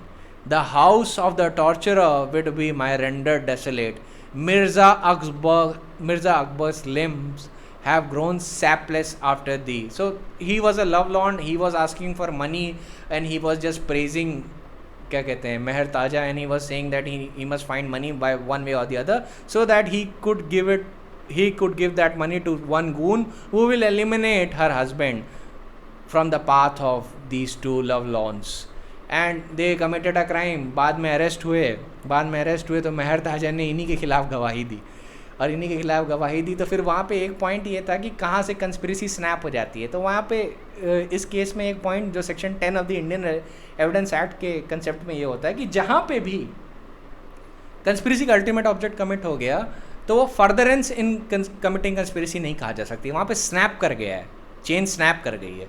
तो अब ये क्या है, अब यहाँ पे हर आदमी क्या कहते हैं अपनी इंडिविजुअल एक्ट के लिए रिस्पॉन्सिबल होता है. और अगर कंस्पिरेसी के कमिट होने के बाद अगर कोई काम होता है, कंस्पिरेसी ख़त्म हो गई है, कंस्पिरेसी के ख़त्म होने के बाद अगर कोई काम होता है तो उस केस में जो आपका कंस्पिरेटर्स और को कंस्पिरेटर्स हैं वो अपनी इंडिविजुअल एक्ट के लिए लायबल होंगे. और फिर कंस्पिरेसी के अल्टीमेट ऑब्जेक्ट अचीव होने के बाद किसी का भी वर्ड, एक्ट्स, एनीथिंग डन और रिटन बाय देम उनके खिलाफ रेलेवेंट नहीं हो सकता, बाकियों के खिलाफ रेलेवेंट नहीं हो सकता. तो ये इतना सा एक पॉइंट है जो मिर्ज़ा अकबर से रिलेट करता है सेक्शन 10 से. बट प्राइमरली मैंने आपको ये लेटर्स क्यों बताए, ये लेटर्स आपको इसलिए जानना ज़रूरी है क्योंकि ये लेटर्स रेलेवेंट ट्रीट किए गए थे मिर्ज़ा अकबर के कन्विक्शन के लिए, ये कंस्पिरेसी का पार्ट माने गए थे. And these were used to establish conspiracy.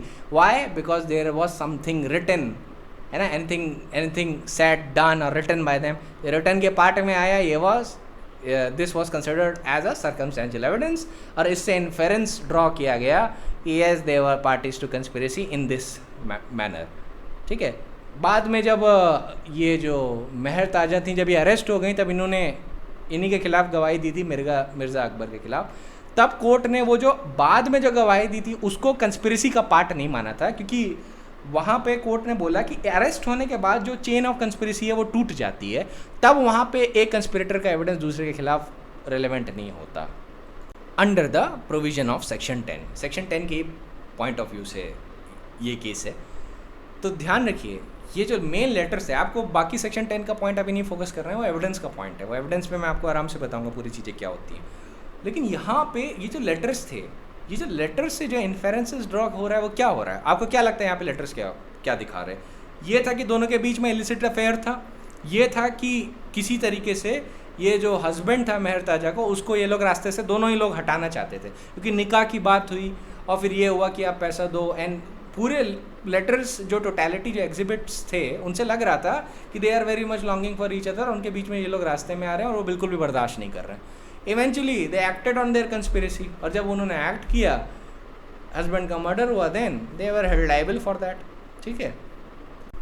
So that was the primary point of conspiracy. आपका यहाँ पे कंस्पिरेसी का जितना भी लॉ था वो मैंने आपको समराइज करके दे दिया है. There is nothing more beyond it. अब आपको यही प्रिंसिपल्स जो मैंने आपको बताए, ये तो सारे अकबर मिर्ज़ा, याकूब मेमन, आपका केहार सिंह और अजय अग्रवाल, ये सब मैंने आपको इलस्ट्रेशन के लिए दिए. ठीक है. इलस्ट्रेशन के पॉइंट ऑफ व्यू से आप थोड़ा थोड़ा समझ सकते हैं कि क्या है. अब आप जितना भी मैंने स्टडी नोट में दिया है आप उसको देख सकते हैं प्रिंसिपल्स के लिए, पर जितने भी प्रिंसिपल्स थे क्रिमिनल कंस्पिरेसी के वो सारे समराइज हो गए. अब आपका काम क्या है, जब आप कोई फैक्ट देखें, जब आप प्रैक्टिस में जाएंगे और क्रिमिनल कंस्पिरेसी का चार्ज होगा, तो आप सिर्फ क्रिमिनल कंस्पिरेसी के प्रिंसिपल्स उठाएंगे. सारे प्रिंसिपल्स उठाने के बाद आप उसे फैक्ट पे अप्लाई करेंगे और आप देखेंगे कि वो प्रिंसिपल सेटिस्फाई हो रहे हैं या नहीं. सेक्शन 120A की डेफिनेशन सेटिस्फाई हो रही है या नहीं. अगर हो रही है तो क्रिमिनल कंस्पिरेसी में, नहीं हो रही है तो नहीं है. फिर क्या एविडेंस आप कंसीडर करेंगे, क्या एविडेंस नहीं कंसीडर करेंगे, that is the point of evidence act. Section 10 से रीड होता है, एनीथिंग सेड डन और written by them is evidence against all.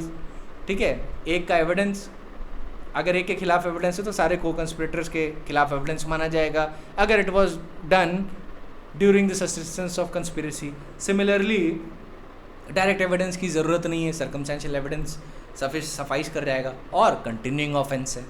ठीक है. कंटिन्यूइंग ऑफेंस है तो अगर क्राइम कमिट होता है इंडिया में और फॉरेन नेशनल ने किया है, या कोई क्राइम ऐसा है जो इंटर कंट्री क्राइम है, कंस्पिरेसी के परसुएंस में 2 कंट्रीज़ में क्राइम है और एक आदमी बाहर से क्राइम कमिट कर रहा है और अफेक्ट इंडिया में आया, तो ऐसे केस में 188 ऑफ दी CRPC की कोई सैंक्शन की ज़रूरत नहीं होगी, because it is treated as a continuing offence.